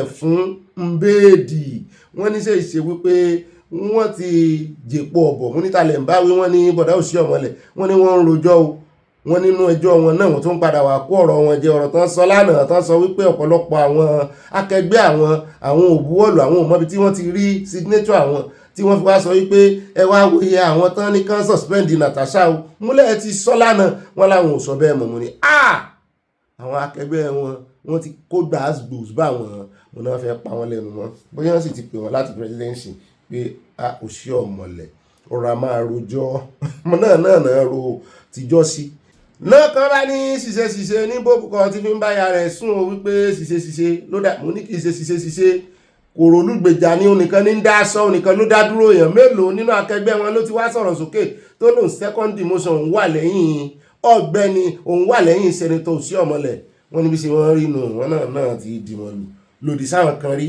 wọn ní ẹ̀sán ní nke wọn ní yóò sì ké fún gbogbo àwọn tó dákẹ́ yẹn náà o wọn láǹbọ̀ ń bẹ́ẹ̀ bá ṣe kọ́rọ̀ wọn jẹ́ wọn ní àwọn ò sọ pé signature àwọn akẹgbẹ́ àwọn ni wọ́n lò ó ní báwọn ṣe put ẹ̀ ọ́ máa ń bọ̀ ń bẹ́ àyẹ̀wò bá a bá dé inú àkójọpọ̀ ròyìn bàbá tí wàá kó ń bẹ̀ tán àwọ̀ àyà lọ́dọ̀ Olúwo inú abala inú àkójọpọ̀ àwọ̀ àyà lọ́dọ̀ Olúwo inú àkójọpọ̀ ròyìn láti lò ó ẹ̀rí pé lẹ́nu ọjọ́ mẹ́ta tí ogun bandit le pàápàá jùlọ lánàá tí VDM náà tún wá bàdàn lọ́nkàn bá tún bú a àtọmọ Ìgbò àtọmọ Yorùbá wọ́n bá bẹ̀rẹ̀ sí bú àwa Yorùbá o wọ́n ní ẹ wòra yín ran kò tán bí ò tán olùgbàlà yín ò tàrí yín wá ìta ló ti wá VDM ló wá gbà yín lẹ̀ ló wá gbà yín là kò tán bí ò tán àwọn kan lọ́mọ Ìgbò ọmọ Ẹdó wọ́n ní àlọ́lẹ̀ ní ariwo nìkan làwọn pa o wọ́n ní kò sí kankan nù wa tó fẹ́ jòjò sí excuse là ń wá mo ní nínú excuse náà wá ní challenge tí wọ́n ń jẹyọ tí wọ́n ń kọlura wọn lọ́tún lọ́sì mo ní challenge kí leléyìí láìṣe fídíò dídò 7up the difference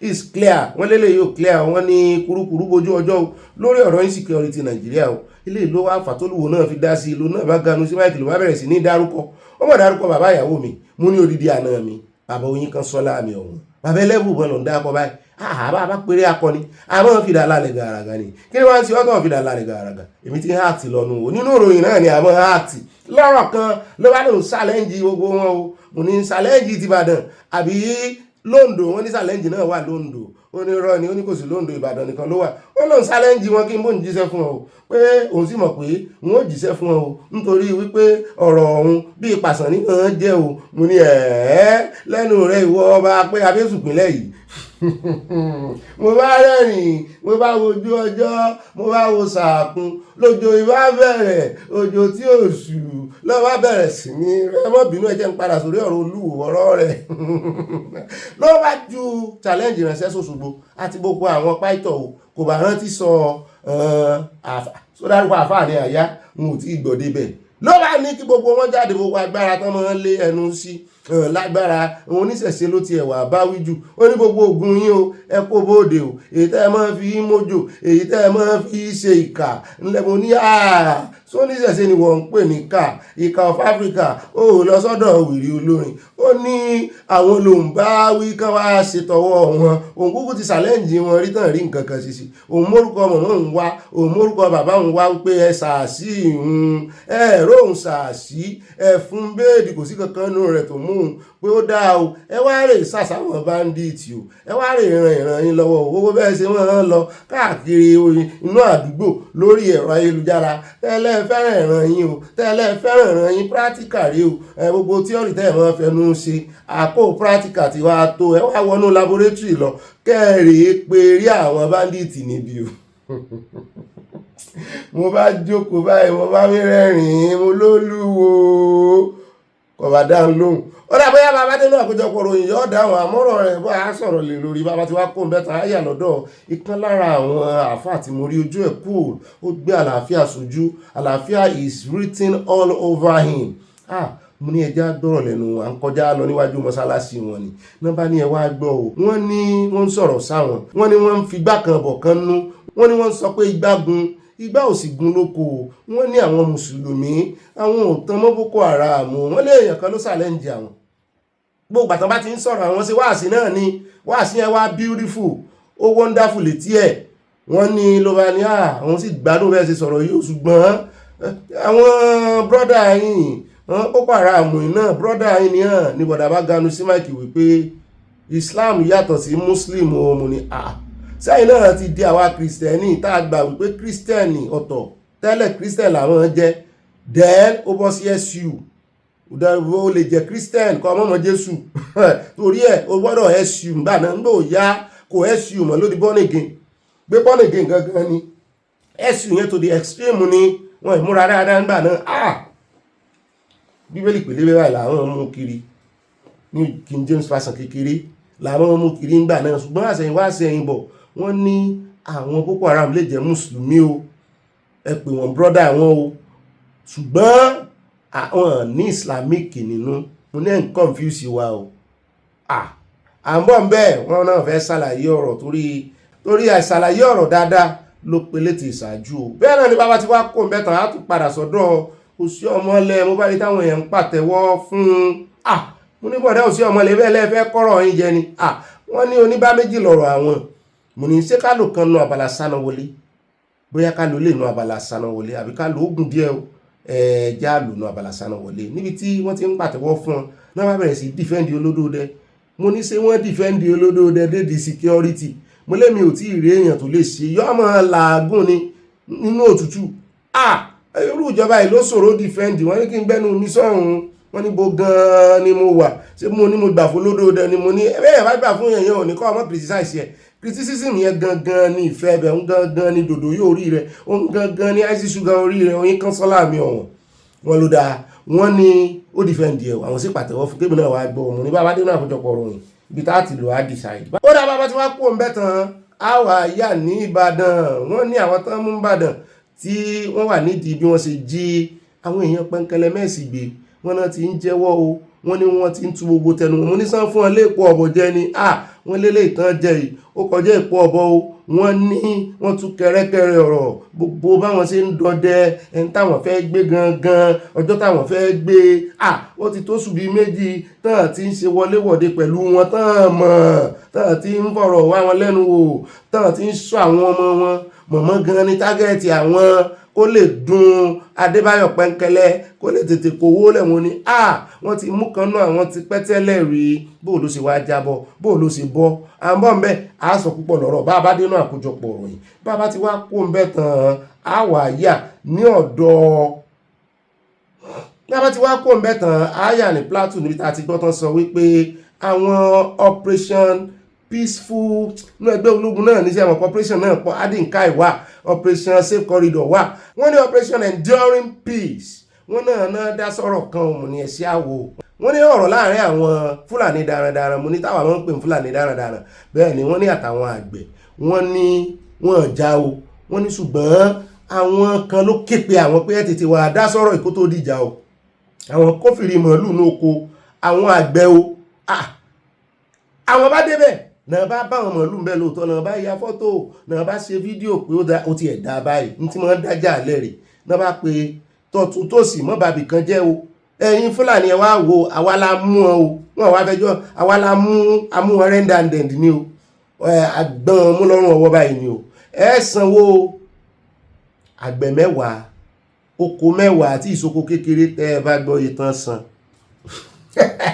wọ́n san ìyáláyà owó mo wá wò báyìí pé ṣé bọ́ ṣe máa ń ṣe enduring peace lélẹ̀ ẹ̀rùn kan wà lálẹ́ tó fẹ́ dálẹ̀ yẹ sì jáde ẹ̀tún kọ́ ẹ̀tún ní brag pé ẹ ti ṣẹ́tù ẹ̀ wọ́n san 1 million fún èèyàn 10 àgbẹ̀yìn débẹ̀ bàbá dé náà àkójọpọ̀ ìròyìn tó yẹ ká mójútó ni bẹ́ẹ̀ náà bàbá kò ń bẹ̀ tán wà yà lọ́dọ̀ arákùnrin ẹran ti fọ́nrán kàtà mọ́ àfin ǹjẹ́ ò ti di ìjẹta àbí jẹrin báyìí ọmọbìnrin kan tán rè rescue tó ti gbẹ tán ó ti di skeleton ó ti di egun tó ní àbú òun ló ti mọ́lé lórí ọ̀rọ̀ bísínẹ́sì cement ọwọ́ ti bàbú rẹ̀ ó lóun fẹ́ jẹ́wọ́ ó lóun náà fẹ́ sọ ṣáìdì tòun ẹ fún ní right of reply àmọ́ ní inú constitution Nàìjíríà náà right of reply wà á fún ọba abádénú àkójọpọ̀ ròyìn ibẹ̀ náà látún ti wá gbọ́ o tí ìkan lára àwọn ọmọ Nàìjíríà ní ẹwà òun fẹ́ pè ń ṣàkíyèsí o lórí ọ̀rọ̀ NDLEA tí wọ́n ní wọ́n ta ilé àwọn drug barons pé ṣé ẹ̀rù pé kò ní béwu dé bọ́bí só lè rarú ilé yẹn só lè rarú dúkìá ẹ̀ mọ́ lèmi ò lè rà o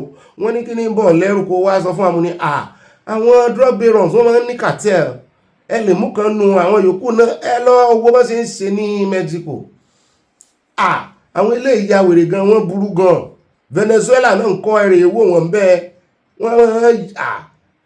wọ́n ní torí ẹ̀ làwọn náà ṣe ń wò bí NDLEA ṣe ń ta pé ṣe ń auction àwọn ilé fún àwọn ará àgbòrò wọn ni ó lè béwu dé o wọn láàrínyànjiyàn sì ti bẹ́lẹ̀ lórí ẹ̀ pé só dáa bọ́n ṣe ń ta yìí ṣé kò dáa wọn láwa ti kó lórí ọ̀rọ̀ ẹ lánàá wọn ti gbẹ́sẹ̀ lé ẹ wọn ní mo ní kílẹ̀ wá lérò wọn láwọn ó sọ bàbá dénú àkójọpọ̀ ròyìn a lè rí báyìí lọ́wọ́ nínú gbogbo àwọn àkórí ìròyìn wa bàbá dénú àkójọpọ̀ ròyìn á fẹ̀ lójú o ó yá ẹ jẹ́ àyà fọ́tò wa ẹ wẹ̀yẹ ẹ ṣe cheese ẹ ṣe no ẹ kọ́kọ́ gbé bọ̀rùn èmi ò gbé fìlà bì ẹ ṣe no space for Sharia in Yorùbá land no space for blaspheming law in Yorùbá land àwa máa búra wa ọmọ Yorùbá a máa sọ̀rọ̀ síra wa tá a sì parí ẹ̀ ó máa strengthen okùnfẹ́ wa ni ẹni I love you gbogbo ọmọ Yorùbá original I love you ẹni I love ìran mi kí n tó love ẹ̀sìn mi God bless you ire o ẹ ṣe peace àlàáfíà àfi pàkà yọmọ ìyá ni kò ní yẹ ẹlẹ́yẹ ń ṣe fìlà mi báyìí mo gbádùn ẹ̀ báyìí alákọ̀ọ́kọ́ náà Abala Sanawole wa tò ní ẹjẹ́ àyà ní Dubai mo kófìrí fọ́nrán kan àtàná mo ti fẹ́ lò ṣùgbọ́n nígbà tí ròyìn ti gùn jù mo ní fílẹ̀ fámìlì kan rèé wọn láwọn wà stranded sí UAE wọn náà need help láti padà wálé o, wọ́n ní kẹ́yìn bọ́n sí àìkábàwọn sí àì dọ́dọ̀ àwọn gọ́ọ̀mẹ̀ntì òmùníṣòwò ni wọ́n ló nídìí owó náà ó bówó dé o torí nǹkan làwọn ọmọ jẹ o kán mọ́ rò pé àwọn ti South Africa nìkan ló nídìí help o, wọ́n ń xenophobia àwọn náà ń bí o ó kàn jẹ́ wípé tí wọn ò dàbí alára wọn kì í lé àwọn kiri lórí street ni o, ọkàn àwọn ò balẹ̀ o, àti pé àwọn táwọn ti overstay àti pé bẹ́ẹ̀ bá overstay ń gbà míì wọ́n ní wọ́n bá arrest dé iye owó tí ó san kò ní wínrín o. Wọ́n ní South Africa ti ń sọ wípé àwọn ọmọ gbowó báyìí lọ́wọ́ àwọn tó bá fẹ́ deport kúrò ń lo àwọn. Ó dà ẹ bá ń tẹ̀sí pápápá àròjọ mùsùlùkùn ẹ jẹ́ àgbọ́ bọ́n ṣe ń rawọ́ ẹ̀bẹ̀ sáwọn ọmọ Nàìjíríà. My name is Michael Bassi. I am from Akwa State, Colonial Government. These are my family. We are 4 children and my wife are all together here. Yes, and we have a critical challenge in the UAE. We are based in the UAE. I came to UAE in 2015. Thereafter, my family joined me in 2020, immediately after the COVID. I was working as a contract staff with AGNOG, and then from that 2015 to 2020, then my family joined me here in the UAE. And then in 2022, I had an issue of changing my visa because my team leader told me they have a good offer for me in the same department, that I have to change from the present agency to another one. I never knew that Nigeria is having an issue with the visa at that time for our citizens. So I went to resign from my previous agency. Then the new agency trying to get me a new visa from October 2022 has been difficult. And they keep giving me hope that I should hang around, that the visa will come. I keep waiting. 2022 come to pass, 2023 came in. I keep talking to them. They applied for like 5 times. It was declined. My visa application was declined. And then I even thought I had to go to another job. I got another job, got an interview, and I passed the interview trying to get the job. After they now applied the visa, it was still also declined. And from that 2024, from that time, we've been paying our rent without any income of salary. We start, managing ourselves. At the point, we didn't have to stop school because the visa expired. Everything got broken down. So we keep managing ourselves to this point that we cannot be able, to afford accommodations, and children's educations have become as installed in that time. So I'm appealing to all Nigerians, all Akwa Ibomites, and the government of Akwa Ibom, all the good citizens of Akwa Ibom and Nigeria in all, to come to our aid to support us to return back to Nigeria and to Akwa Ibom, our home country. And then because we cannot, right now as I speak, on Monday will be the last day we are going to stay in this place. In fact, the landlord just left us now before this video, giving us the last ultimatum for us to leave this place on Monday night. And we are totally out of cash, both home and abroad. So we are appealing sincerely to all Nigerians, to all Akwa Ibomites, to the state government, to the state governor, and every good Akwa Ibomite to come to our rescue. We want to return back to Nigeria to start our life again, at least to get back children to class for their education, which is very, very important for us. We don't have any resources to take care of these expenses, and that is why we are coming on air to appeal to every good loving Akwa Ibom and Nigerians to help us. Because of the flight ticket and the outpass, because we have stayed for some time without visa, because of the flight and the outpass and all the local stuff that we need to get a real process to get out of this is amounting to 8 million naira. 8 million naira. Flight ticket, outpass, another documentation. 8 million naira. I have approached the Nigerian embassy on this same thing. They told us they cannot help us unless otherwise we just need a document.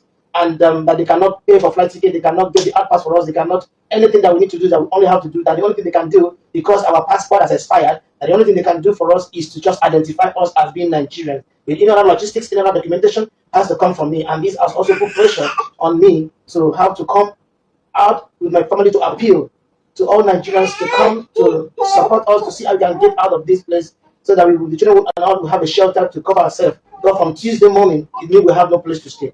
Ọwọ́ tó bá ń dùn yẹn fi sábẹ́ aṣọ mo rán ọmọ Nàìjíríà kan tó ń fi ṣẹlẹ́yà wọ́n ní ẹ fílẹ̀ wọ́n ní kò tí ì dùn ọwọ́ ò tí ì dùn mo ní ọmọ Nàìjíríà yìí adẹ̀ láàánú o wọ́n ń ṣàánú èèyàn ibú gbó ládì gbogbo nǹkan báyìí ná ìkórìíra ẹlẹ́yàmẹ̀yà ṣùgbọ́n mi rò pé gbogbo ohun tó kàdà alẹ́ yìí n ò rò pé tó nǹkan kan níwájú gómìnà wọn àfi tán bá pé kíní ìdọ́dọ̀ gómìnà wọn ó gbẹ̀yìn ọmọ Akwa Ibom wọn àti ẹ̀ ti pín ṣùgbọ́n ẹ gbọ́ ṣé ẹni agbójú okùn létí ò jayọ àgbà kí ló dé tí ẹ́mbásì tí wọ́n ilé help náà láwọn ẹ́mbásì tó jẹ́ wípé èmi náà tiẹ̀ ń sọ̀rọ̀ pé help náà tán nìjẹ́ o mú fóònù wọlé ní ẹ́mbásì Nàìjíríà wọ́n sì ní wọn gbọ́dọ̀ mọ àwọn olórí wọn gbọ́dọ̀ mọ Nàìjíríà wípé wọn gbà ká mú fóònù wọ àwọn ẹ́mbásì o wọn pa òfin wọn ní wọn kò sí lára òfin tán ní kán fi lélẹ̀ o wọn ní ká mọ̀ mú fóònù wọlé o ẹ̀rù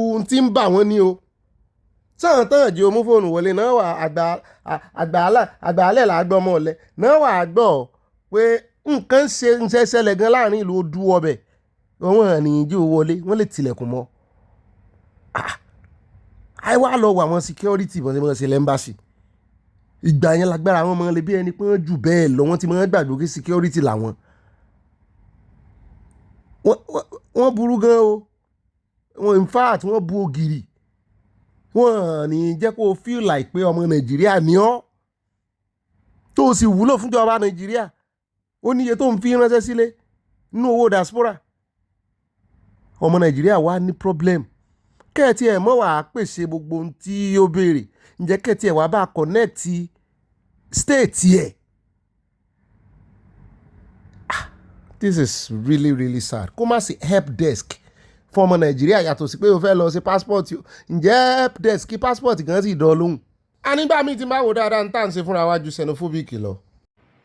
ó dá àwọn ẹni Ọlọ́run bá bùn kó bùn mí o wọ́n ní help your neighbor ẹnikẹ́ni tí wọ́n bá nípa tó o bá ní agbára capability láti ṣe ìrànlọ́wọ́ fún náà lẹ́nìkejì rẹ o tọ́jú rẹ o mo sì dúpẹ́ lọ́wọ́ gbogbo ẹ̀yin mọ̀mọ́ mi mọ́ mi ò níyà ẹni send account number fún ọmọ kékeré tó ní ihò ní inú ọkàn rẹ̀ mo sì ti send ẹ̀ yọ yẹ yín kò ní yẹ ẹ lẹ́ o ẹ ṣeun o ẹ à ní fi irú ẹ̀ gbá o bẹ́ẹ̀ náà ni ẹja tẹ̀wájú ẹja wáyé àti South Africa o omi ti mú wọn lẹ́wọ́ o mo ní lẹ́nu jọ́wọ́ síjọ́ wo mo láàfin yín pa wẹ̀ẹ́dẹ́ wọ́n ní kò síṣẹ́ àwọn kìíní tẹ̀lé àwọn onímọ́tò réèyàn gbé mo ní ṣé o fọ́rínà gangan ni source of wealth yín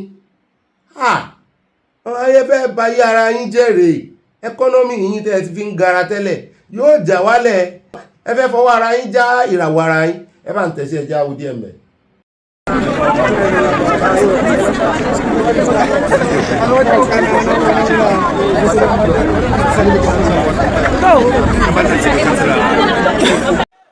Many people are claiming now the changes that government is doing is because last week they started to march. Government don't operate like that. The issue has been on the table of the president. We hear law enforcement must handle this matter.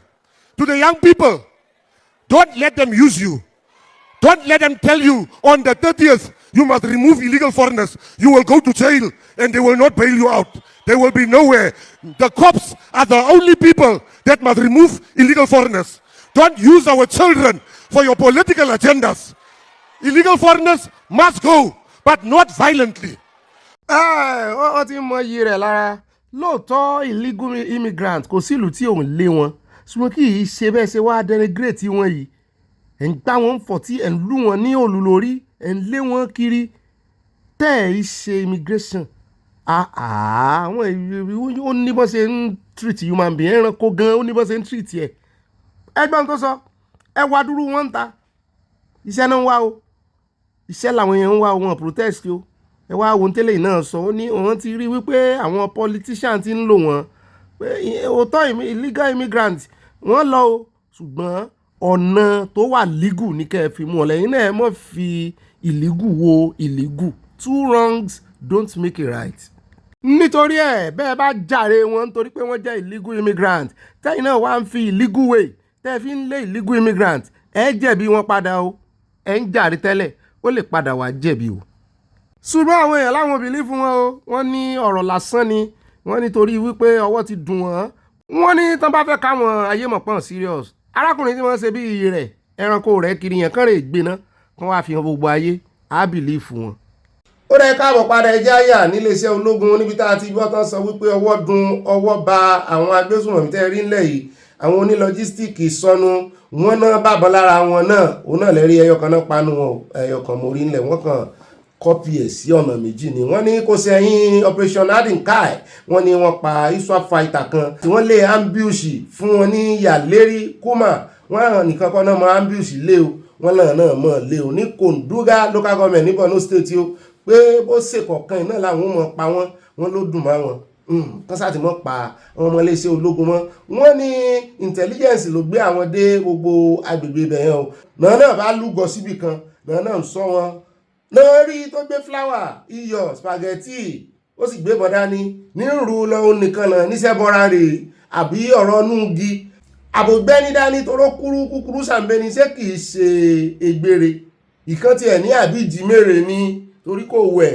ó lóorùn bí ìjìmèrè gbà tán fi dáná ya ọmọ èèyàn ni ó sá ti jọ́ lọ́run ní pé wọ́n ti reconcile sọ́run àrèmọ́bọ̀ bẹ́ẹ̀ náà ni bàbá ti kó mẹ́tàn ẹjá wá sáré yà lé ẹjọ́ níbi tí ẹni tó jẹ́ AGF Attorney General of the Federation bàbá Fagbems wọ́n ní sáà rántí wípé àwọn kó 300 something lọ lé ẹjọ́ ń jẹta wọ́n láàbí àwọn lábọ̀ àlọ́ nìkan la rí mo ní kí láàbọ̀ ẹ mọ́ bínú wọ́n náà ti convict 150 nù wọn mo ní irú kú wo lẹ fi pa wọ́n àwọn ní kìí sí gbogbo wọn náà dájú òkú fún ẹ̀wọ̀n wà ń bẹ mo ní bàbá wọn ní kí n jẹ́ káwọn sọ̀rọ̀ bàbá Fagbems àníkẹ́ yanjú wọn ni ẹ bá ń tẹ̀sí ẹjá gbọ́ lẹ́nu bàbá Fagbems. Yes, don't forget. Well, first of all, I want to thank you, but don't forget that it's still ongoing. We still have today, tomorrow, and Thursday. But I want to tell you or inform you that yesterday we had about 160 trials, I think about 150 convictions. Today we have brought about 300. We're expecting another 84. So whatever we can do, or wherever we stop today, we'll continue tomorrow and also on Thursday. So it's still ongoing. I just want to appeal to you to still be patient with us and continue to do your lawful duty, your service to the nation. ó rẹ̀ káàbọ̀ padà àwọn ọmọ Nàìjíríà sì ń dúró de líìsì òun náà fẹ́ mọ líìsì àwọn tán convict àwọn sì fẹ́ mọ irú conviction tán fún wọn o wọn láwọn lẹ́tọ̀ọ́ láti mọ̀ ọ́n ní ó dáa bẹ́ẹ̀ bẹ́ẹ̀ náà ni ẹja wa fi lè káàdì gbogbo Abala Sanawole ńlẹ̀ ẹjẹ́ àyà lọ́dọ̀ Mr. náà mi ti káàdì ńlẹ̀ ó dá níbẹ̀ ẹja wa sáré yà lẹ́kọ̀ọ́ níbi tá a ti gbọ́ tí àwọn ọlọ́pàá ní nígbà táwọn ṣe rescue arábìnrin tá a mú wá lánàá tán sọ wípé wọ́n fi ń ṣe owó nàbì tán ní kó wá ṣiṣẹ́ lẹ́kọ̀ọ́ yọ́mọ̀ bí 100k jọ tán sọ iṣẹ́ tó fẹ́ wá ṣe fún wọn náà tún rescue àwọn ọmọ mi o 12 underage girls ní Balógun nígbà táwọn rí ìrasáàkì ibẹ̀ underage ní gbogbo wọn mo ní sọ́fọ̀n náà sí owó nàbì ní ẹ bá ń tẹ̀sí. Area of the state, 12 girls were rescued in the course of the investigation. But the police was determined to take journalists to the building where the suspect housed the girls. This is the room where the police say the suspect calms different girls she brings from various parts of the country, forcing them into prostitution. The police boss said a good Samaritan saw one of the girls while she was bleeding and took her to Surulere police station. She was brought in by one particular person, a lady from Delta State, with the aim of coming to work as a caterer in Lagos. But on getting to Lagos, the woman changed it and introduced her to prostitution, that she has to serve her for about 6 months before she can gain her freedom. And serve her as in using her for prostitution. There and there she has been sleeping with different kinds of men.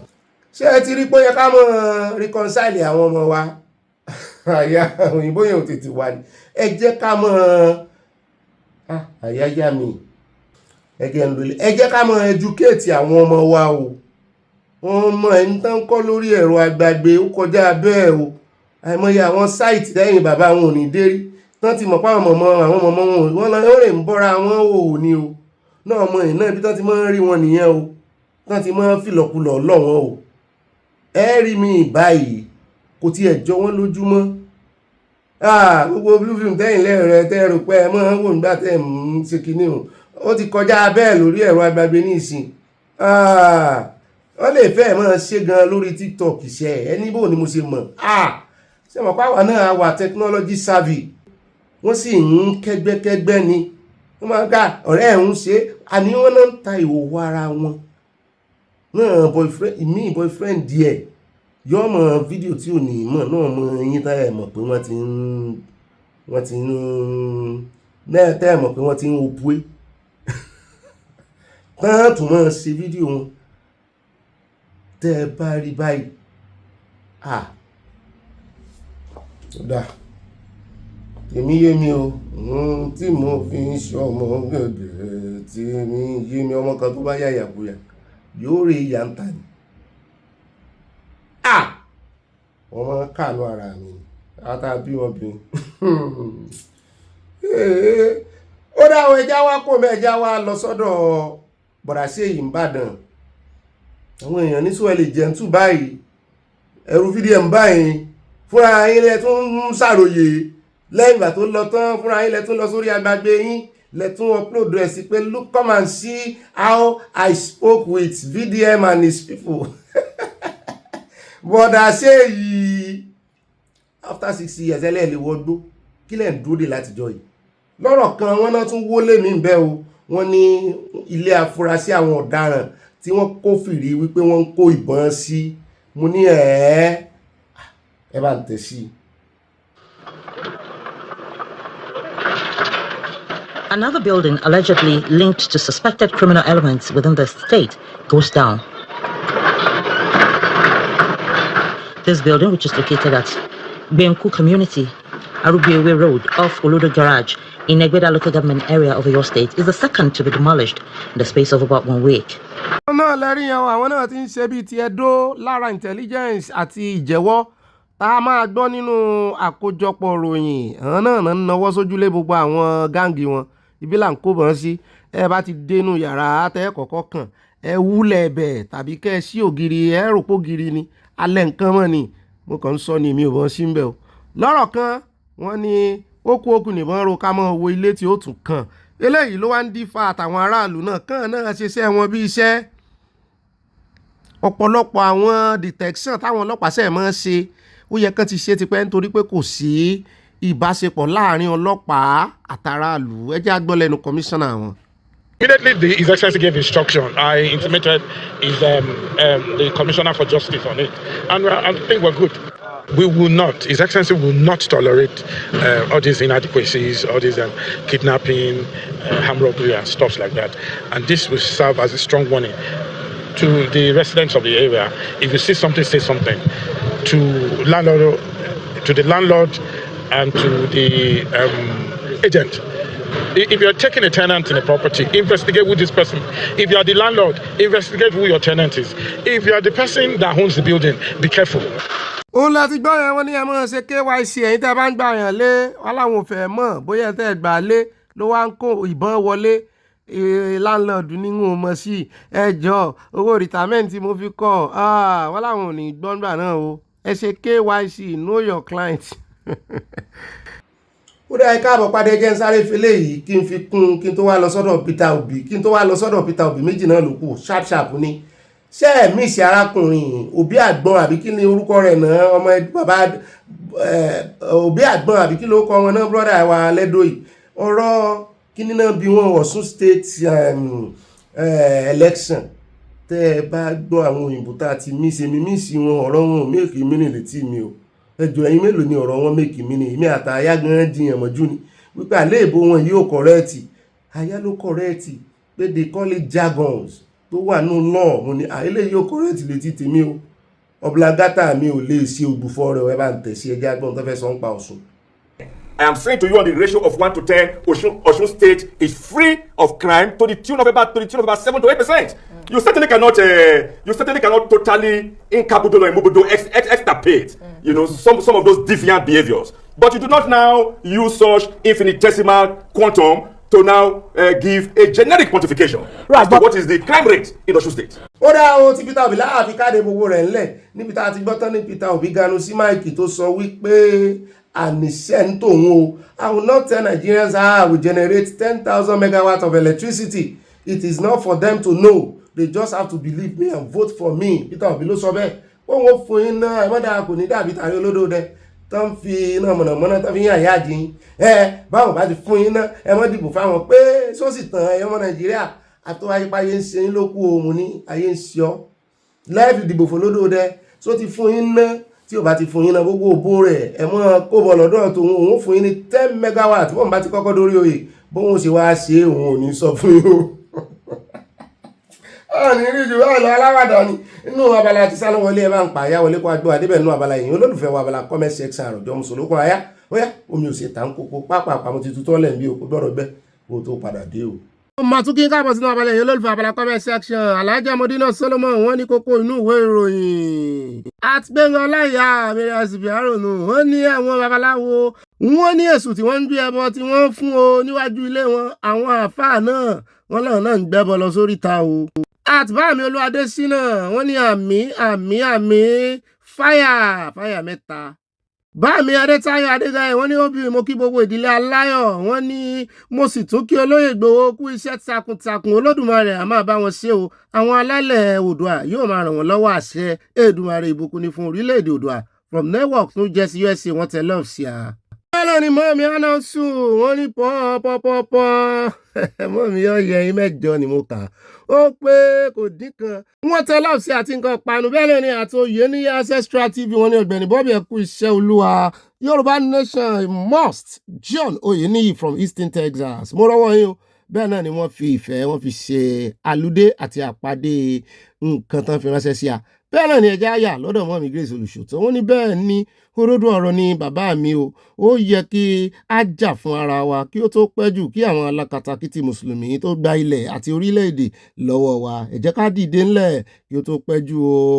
At Adélusi ẹ̀bùn mọ́ mi ní Ọ̀gbẹ́ni Bobby ẹ̀kú iṣẹ́ ìlú akúṣẹ́ rẹ̀ ló wá máa ràn yín lọ́wọ́ àmì ọlọ́run á fún yín ṣe ọlọ́run bá wa ṣe ni àkí bàbá wa olóyè Sunday Ìgbòho owó bàbá dámì mọ́ọ̀mí búmíbúmí Krista mo rọ́wọ́ yín wọ́n ní ọlọ́run á kúkú kó wa yọ ò ní Nàìjíríà ṣùgbọ́n nǹkan kan ló dá mi lójú ni wípé nígbà tí báńdíìtì bá ti fẹ́ pa àwọn ológun wa tán gbogbo ológun á wá solution sọ̀rọ̀ ara wọn nínú Nàìjíríà.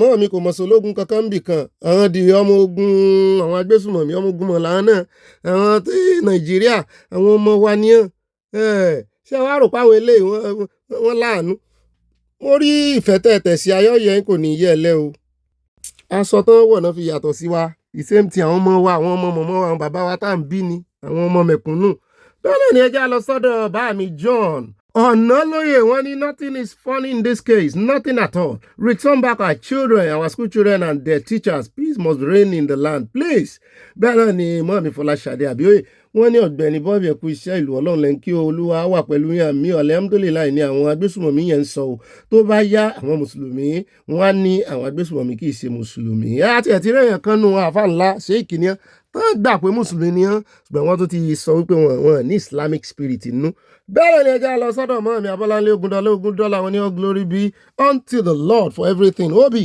and my love Aya welcome to the program.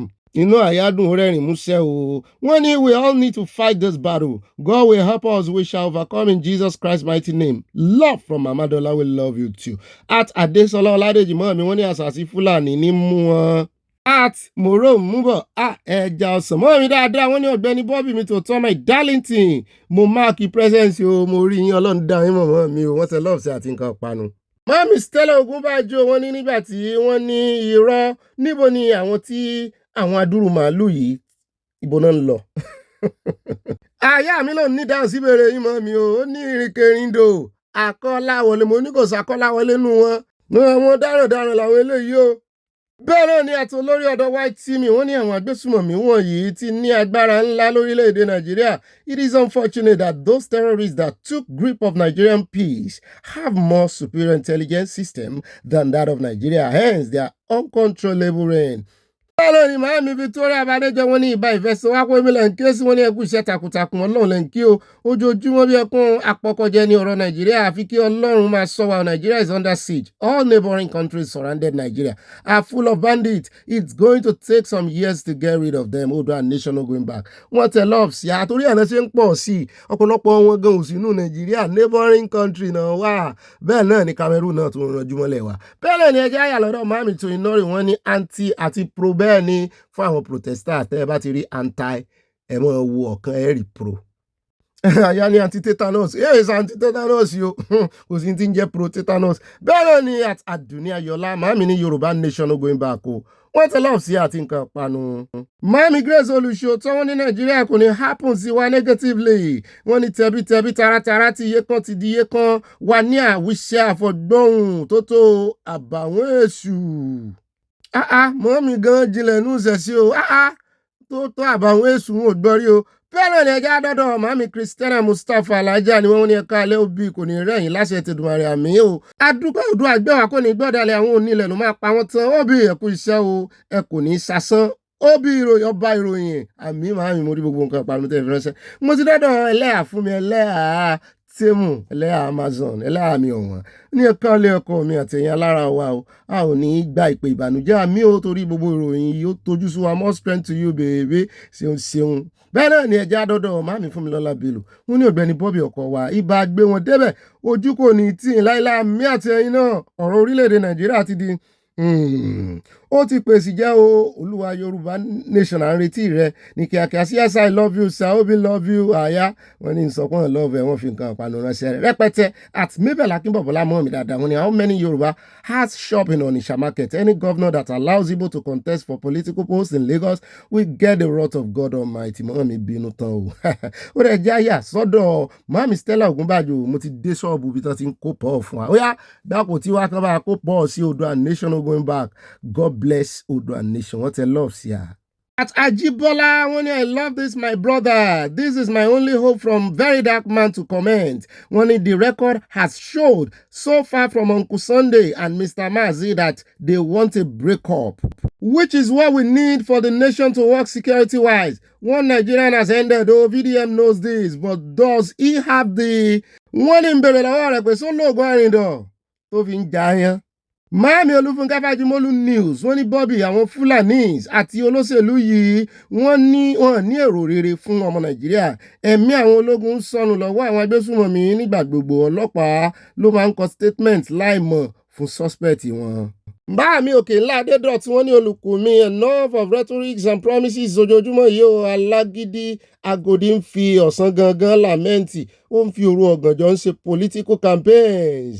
LAS pẹ̀lú CSI kí ìró ẹkùn ń lé wọn nínú igbó tí wọ́n ń lò sí o wọ́n ní ẹ̀ka ìtìjú kú o kólà kó lẹ́kọ̀ọ́ ní jẹ́ bẹ́ẹ̀ kó kọ́là Báàmí Aláyọ̀wọ̀ Adépọ̀jù Adémọ́lá wọ́n ní Aláyọ̀wọ̀ ìmìlẹ̀ ń ké sí o ìbànújẹ́ ò ní dàpọ̀ máyọ̀wọ̀ ẹ kú ìyànjú o arábìnrin tó ní òun ò rí ẹnìkankan pé ohun ìró apààyàn kó tún fèèn ta ló fẹ́ pé wèrè ìdájọ́ ti bẹ̀rẹ̀ lórí rẹ̀ láti ayé yìí wọ́n tẹ lọ́ọ̀sì àti nǹkan panu. Bámi òkè ńlá Adédọ̀t tí wọ́n ní olùkùnmí Bobby òyìnbó bọ́ọ̀lùgì ojoojúmọ́ yìí náà ni bí ọ̀gá sójà yẹn ṣe ń pariwo títí tó fi já sí ikú nìyẹn o. Ṣé a máa ranjú wa sílẹ̀ di ìgbà tí nǹkan tá ò lérò God forbid ó bá ṣẹlẹ̀ ṣe Mákindé ẹ jọ̀wọ́ ẹ pè CSI kí ẹ ró lágbára kí a lè gba àwọn ọmọ àti tíṣà Ògbómọ̀ṣọ́ wọ̀nyí sílẹ̀ ìjẹta ló ti di oṣù kan nínú igbó ẹ bẹ̀rù Ọlọ́run o approval náà ń pariwo kiri o ẹ ṣàtúngbọ́ approval lẹ́nu rẹ̀ lánàá in fact ìmúra VDM mo sì jẹ́rìí ẹ̀ tó lóun tẹ̀lé wọnú igbó yóò lọ ó lóun ò mind collateral damage. Bẹ́ẹ̀ náà ni ẹja lọ sọ́dọ̀ mọ́ mi Eunice Fáláì wọ́n ní Moses of our time kí Olúwa kí ó dìde kí ó sì tú gbogbo ọ̀tá ìrù ẹkùn káwù gbọ̀ngbọ̀ aṣọ kútùpọ̀ àwọn ò tí ọwọ́ ìrù ẹkùn bá tẹ àwọn agbésùnmọ̀mí wọ̀nyí kí Olúwa kí ó ràn wá lọ́wọ́ wọ́n tẹ lọ́ọ̀sì àti nǹkan panu láti Canada. Atokunlọlá wọ́n ní we have a very long way to go in Nigeria with these insecurities in our lands. May God continue to be our Alpha and Omega. Oòduà nation no going back. Máàmí Olúfúnkẹ́ Fájimólú wọ́n ní Gani Adam kò lè kọ̀ǹpì ara rẹ̀ pẹ̀lú MKO rárá nítorí wípé mọ̀lúyìká ni Abíọ́lá mọ̀kìlùká náà fẹ́ kọ́. Òun nìkan ló represent Nigeria ní inauguration of Nelson Mandela as the president of South Africa as he was released from 27 imprisonment. Àyálẹ̀ mọ̀lúyìká náà correct o kì mọ̀kìlùká àti mọ̀lúyìká. Ó correct ó tún ní mínì náà o kéèyàn wọ́n mọ̀ lúyìká ọ̀dà. Bẹ́ẹ̀ ni ẹjẹ́ àdọ́dọ̀ mọ́ mi Mary Odùnúyì wọ́n ní òbí tèmi nìkan àtàyà mi alálùbáríkà àwọn kí ọ ibà global warming wẹ́dà tiwa ní ilẹ̀ Yorùbá dára o tí ò láfiwé àánú Olúwa ò ní fi wá sílẹ̀ kò sáàyè fún sàríà no space for blaspheming law òmìnira ilẹ̀ Yorùbá ní ayọ̀ wa ní kíákíá wọ́n tẹ lọ́ọ̀sì àmọ́ mi yóò dáa fún yín mo gbóhùn yín lánàá. Bẹ́ẹ̀ náà ni ẹjẹ́ lọ sọ́dọ̀ bá mi Abdulrahman Káfí wọ́n ní òbí àyá ẹ ò jẹ́ káyé tan ara wa nípa ọ̀rọ̀ state sponsored mass wedding kò sí ní tó kà wọ́n bẹ̀ àwọn kọ́là ń tanra wa àwọn náà ń tanra wọn ṣé ìjọba náà ló máa bá wọn maintain family wọn lẹ́yìn ìgbéyàwó bí kò ṣe pé ọ̀nà recruitment àlùmọ̀ǹjèrè ọjọ́ ọ̀la fún irú iṣẹ́ láabi àti ìgbésùnmọ̀mí ọjọ́ iwájú wọ́n fẹ́ máa pamọ́jọ mélòó àbélòó nínú owó tí wọ́n tí wọ́n ná sí mass wedding yìí ló lọ sí àpò àwọn òṣìṣẹ́ ìjọba tó organize ẹ̀. It's all àlùwàlà olódò ọgbọ́n àti kẹrànjẹ ni o. Alájà Modina Solomon wọ́n ní ó ń pẹ́ kí wọ́n tó máa sunkún o. Wọ́n ní ojú South Africans máa bó at Mariam Cipriano tún ní àyà mi lágàràgà. Ó ní ọkọ mi Bobby ẹ̀ka lẹ́sà báwo ni iṣẹ́ lé ní ìṣẹ̀dá iṣẹ́ dùn ẹ bá ń bómi sí balùwẹ̀. Wọ́n ní ibà imagine mi mo ti gbé ní Ọlọ́nkẹ́mi ní Ladylike Bàrígàrí ayé mi ò bẹ́ẹ̀ mo ti gbé yín lọ́kadà rí. Bóyá mo ti gbé ní kíní ní àwọn àmọ́ ìwà ń Bàrígà ńgbà náà 1998 ìfà láti 1995 ǹjẹ́ ìṣe 2002 mo kó mẹ́rin àbí 2003 bẹ́ẹ̀ ni bá mi rẹmi you control wọn ní Ọ̀gbẹ́ni Bobby no president in the world can divide country peacefully like Igboho tactics example Irish South Sudan Eritrea Somalia and only by war or revolution. God bless America United States of America. Love it or leave it. Bẹ́ẹ̀ ni ẹja lọ sọ́dọ̀ at Ayo Papa wọ́n ní it's better government release those in Agodi and Abolongo in exchange for those in captive. After all, government release some repentant Boko Haram free without exchange. Àbí kí ni yàtọ̀ wọn? Àtàwọn tó fi ilẹ̀ tí wọ́n náà ti repent. Àbí àwọn èèyàn nìkan release wọn àgọ́bẹ̀ láwọn ò ní gbà o. Wọ́n wà á ṣe lóko òrò àti ìmọ̀ ẹja wa lọ sọ́dọ̀ màmí Stella Ògúnbàjò wọ́n ní abájọ tí àwọn àgbà sọ wípé kí ilẹ̀ tó pa òṣìkà nǹkan rere ó ti bàjẹ́ o. Natasha mo bá ẹ dúpẹ́ lọ́wọ́ Ọlọ́run ẹlẹ́dàá rẹ tí kò jẹ́ kí o kú fún Ọ̀táyọ̀ àbí ẹ̀rí ojú ayé o. Orí rẹ ti mú wọn wọ́n ti fi ẹnu ara wọn tú àṣírí ara wọn lórúkọ Jésù àní ikú fọ̀táyọ̀ àmín. Ẹ̀hún tó ti kọ́rọ̀ wọn jẹ́ o mo rò pé ti ń lé padà síta wípé ó fẹ́ kó bá wa ó ti wá kọ́rọ̀ ẹ̀jẹ̀ nú ròyìn lónìí. Bẹ́ẹ̀ náà ni bá mi Mórè Adéyẹmọ wọ́n ní Obi alábòsí ni bàbá tó ní Sunday Ìgbòho kò ní ìdàpúrúfà kó tó lọ bá àwọn terrorists. Ìgbà mélòó ló jà fún Ìgbòho nígbà tó wà ní Germany? Ọmọ ọlọ́mọ ni wọ́n rán níṣẹ́ dé tòrùtòrù alábòsí òótọ́ ni ti ẹ̀rí ibi tí mo ti láìfì bàbá yẹn nígbà tó ní òun pe Sunday Igboho àti kí lórúkọ bọ́ọ̀ kejì tí wọ́n sọ alára wa ìkejì ẹ̀ṣámọ̀ méjèèjì aládò tó lóun ti bọ́ parí ìjà mo ní láti bò síbò ẹni tó yẹ kó oníkórè bẹ̀bẹ̀ ẹ ti pè wọ́n ó ti bá parí ìjà amòkùnṣìkà ni bàbá yẹn. Mami mo ro mú bọ̀ ẹja ọsàn inú òní bí mi títí kí n mọ́ kọrin fún yín. Wọ́n ní Ọ̀gbẹ́ni Bobby mi tó tán my darling thing àwọn eléré ibú tún sọ alihamudulilayi lórí wípé tàkùté wọn mẹ́rin ẹ̀rí tán kan tó juná sí mọ́tò àwọn ológun lánàá. Àwọn ìran afẹ̀míṣòfò ìdájọ́ wọn dé tán Oòduà nation going back wọ́n tẹ lọ́ọ̀sẹ̀ àti nǹkan panu mórí tó ń dórí flower náà. Àtìmọ́ní sọ́lálà wá I love ìran mi. Wọ́n ní ẹkú iṣẹ́ Ọ̀gbẹ́ni Bobby ẹkú àtótónu Ọlọ́run lẹ́ǹkí o. Wọ́n ní àbẹ́ẹ̀rí nǹkan màálù bíi 4,000 ṣé wọ́n gbọ́dọ̀ kó ìyẹn wọ inú ìlú Ọ̀yọ́. That's why I said you should explain it to us. Our people with fake news may God help us o. Yorùbá nation is the best solution. Thanks so much. Wọ́n tẹ love ṣe àti nǹkan ìpànìyàn yẹ ìmọ̀ mi kò ní yẹ ẹ lẹ̀ ẹ̀rọ gbọ́tà náà fi gbé kalẹ̀. Bẹ́ẹ̀ náà ni ẹjẹ́ lọ sọ́dọ̀ mọ́ mi Abọ́láńlé Ògúndọ̀lá wọ́n ní Obi that lady knew what she was coming to do in Lagos. Aṣẹ́wó, she's no more a baby. Her bone of contention is that she's not well paid by her master. She doesn't have any excuse. Love from Mama Dollar bí mọ́ mi ṣe rí inú wọ́n tẹ love ṣe à. Ṣùgbọ́n mọ̀ mi tó bá wọjọ́ orí rẹ̀ torí pé minor ni ẹni tí ó pè wá ni ó jẹ̀bi o mo sì gbọ́ táwọn ọlọ́pàá ní minor ni. Bẹ́ẹ̀ náà ni máa mi mẹ́rin òdùnnú ìtèmi nìkan wọ́n ní Bobby mi tòótọ́ Yorùbá ò lè ṣe irú ìgbéyàwó eléyìí mo fọwọ́ sí i kí àyà fẹ́ ọmọge yìí o mọ́ mi dọ́là ó jọ mí gan-an ni ẹlẹ́yà mi ṣé ẹ fọwọ́ sí i kárìn kápọ̀ yíyẹ ló ń yẹ wá o ọmọ ìyá sí ni kò ní yẹ ẹlẹ́. Ṣùgbọ́n ẹlẹ́yà kọ́lẹ̀ pé o Mama Dọ́là níyàwó àyà o wọ́n ní akí bàbá wa bàbá Ìjẹ̀ṣà kú ayọ̀ ọmọ o ayọ̀ náà kò ní dìbàjẹ́ o ọmọ àdàgbà dòdò àwọn èèyàn ti fọ́ sí gbòòrò lórí agbágbé ẹjọ́ bàbá Ìjẹ̀ṣà náà mú ránu báyìí o àwọn kan ti ẹ̀ ní kí ìsọmọ rẹ̀. Mọ́ọ̀mí Adésọlá Ọládèjì wọ́n ní àlùfáà ẹlẹ́nu wíwọ́ àbí wíwọ́ ni ó jẹ́ torí awo náà máa ń lo wíwo fún wíwo lẹ́nu awo wo. Bẹ́ẹ̀ náà ni Mariam Cipriano mi ọ̀hún wọ́n ní kí gbogbo mùsùlùmí padà sí Saudi Arabia ilẹ̀ Yorùbá náà ń pè bí àwọn èèyàn ti MS Baba Paracetamol 10 naira. Serious. Ọlọ́run ọba. Mami Stella Odele wọ́n ní Ọ̀gbẹ́ni Bobby ẹ̀ka lẹ́jọ́ ṣé protest ran ìjọba Nàìjíríà ní nígbà tó ń bu petrol sépo ni o. Síná. Ẹ tún taṣẹ́ ẹlẹ́yà ti kọ́fì kì í ràn mí o. Àwòtọ́ dẹ̀ wá ni o. Àfimú gbomú. Mami Stella Ogunbajo wọ́n kí bàbá wa Báyọ̀ Akíngbàlà happy birthday to you bàbá wa Báyọ̀ àṣẹ ìsàmọ̀dún ìgbà ọdún kan kí ẹ pẹ́ fún wa ní fàìsàn lògbàláyé yín Ọlọ́run á dá gbogbo ohun ìní yín sí àìsàn ò ní yọ yín lẹ́gbẹ́ lórúkọ Jésù àmín o mo sàmì mo gbé tó àdúrà mi. Atolúkáyọ̀dé goodness wọ́n ní ibà òfin báńdíìtì kò yé mi ibà òfin báńdíìtì.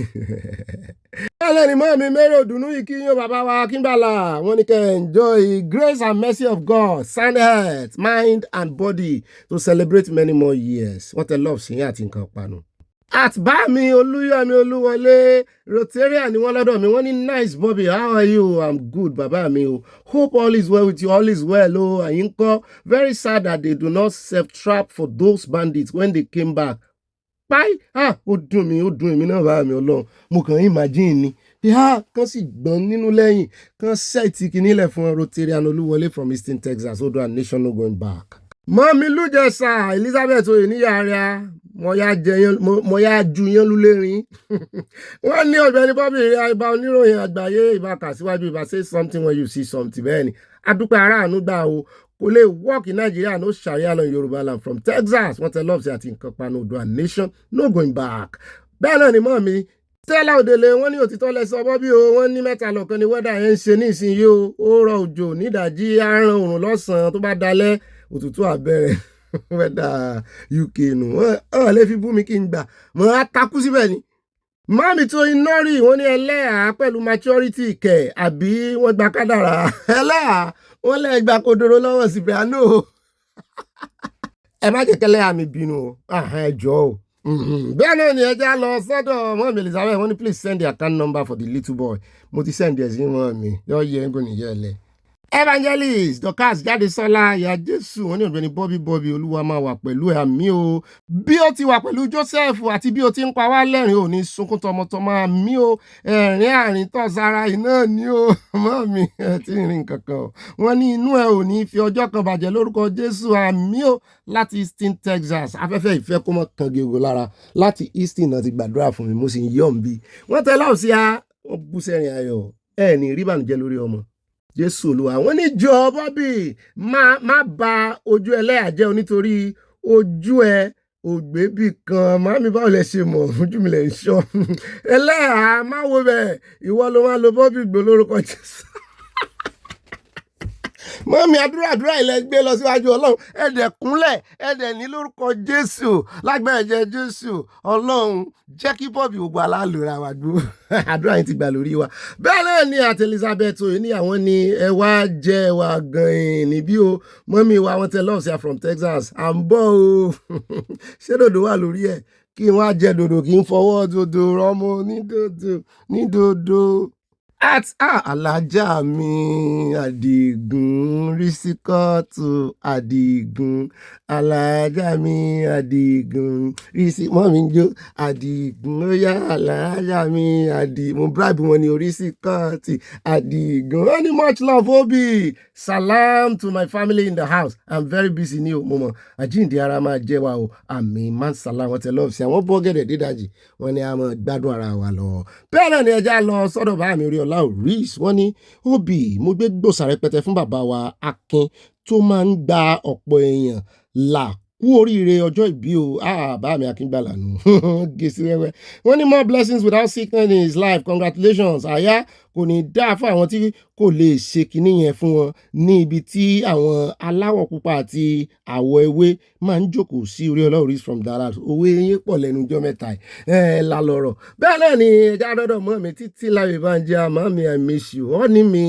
tíyàwó ẹ̀ pọ̀ ju ti David lọ ẹ̀ kò tí ì pọ̀ tó ti fẹ́ là wọ́n ní mo sọ fún yín pé àwọn mùsùlùmí burúkú yìí ti já olè tó pọ̀ wọ́n fẹ́ ta ara ènìyàn àwọn ọba tó pọ̀ asáré kàbàkàbà ẹ fi àwọn mùsùlùmí alákatakítí sí àwọn alálàáfíà wà ń bímọ mi. Bẹ́ẹ̀ náà ni mọ́mi Florence Aládé wọ́n ní òbí àtàyà ẹ̀kú iṣẹ́ òní o. Ọlọ́run yóò máa darapọ̀ mọ́ yín àmì o, ẹ ò ní fẹnu kò àṣẹ Ìdùmarè bí ọ̀tá fẹ́ bí wọ́n kọ̀ Olúwa yóò mú wa dé ilẹ̀ ìmúṣẹ ìlérí o níbi tí ààyè kò ti gba ṣàríà wọ́n tẹ lọ́ọ̀sì àti nǹkan panu.